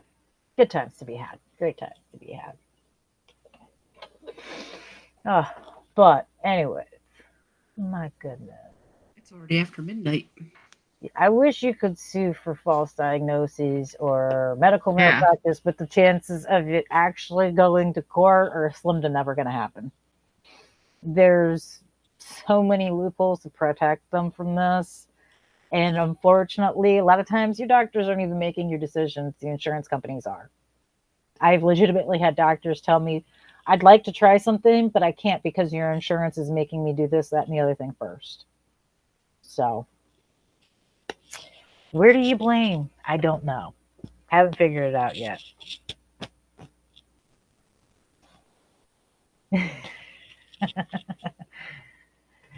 Yeah, that's true. Rather treat a problem than fix you. And yeah, they'll tell you to quit smoking and then go outside and chain smoke. Or, you know, have a bottle of whiskey in their that's depending on how old they are. Depends. But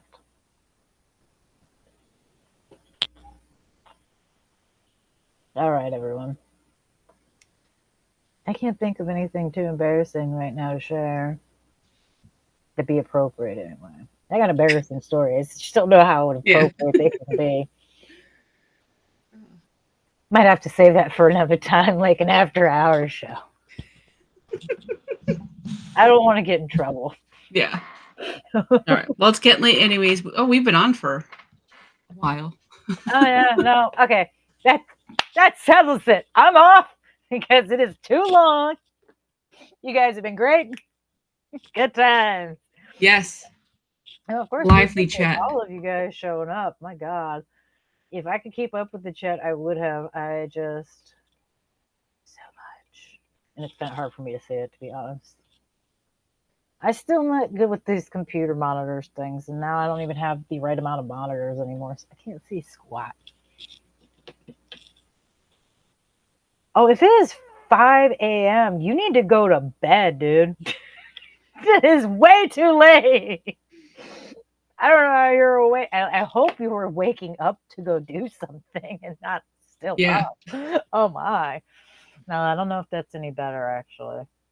I feel sorry if you're getting up Yeah. at 5 a.m. to do something. Yeah, I agree. Oh, but we appreciate you guys showing up. You helped make the show. If it weren't for you Yes. guys, I would not show up. I'll be honest. I wouldn't do it. No point. I'm just talking to myself. I can do that. In the mirrors, guys. I don't even have to put a bra on for that. Yeah. No, it's Yeah. always great when you guys chime in. Great comments. Oh yeah, you guys are great. Too funny.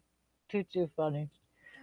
But we're gonna get going because it is Yes. getting really late, and some people have to do things. I don't have to do anything because even if we're out of the kids out of school tomorrow, so I don't have to do nothing. But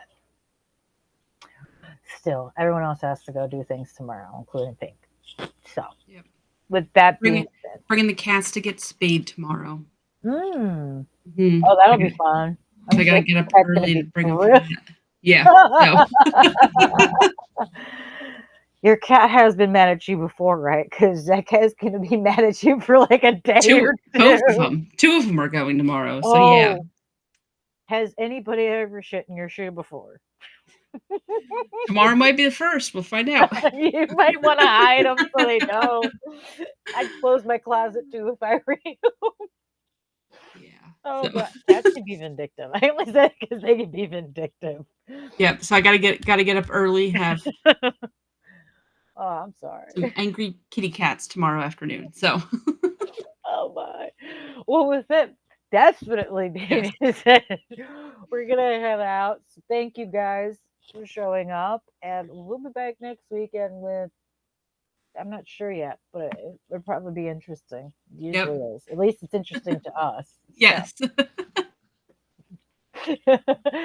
With that, I'm DeathDealer. I'm Pink Piggles. Have a good night, everybody. Have a wonderful week, guys. Yes. Bye.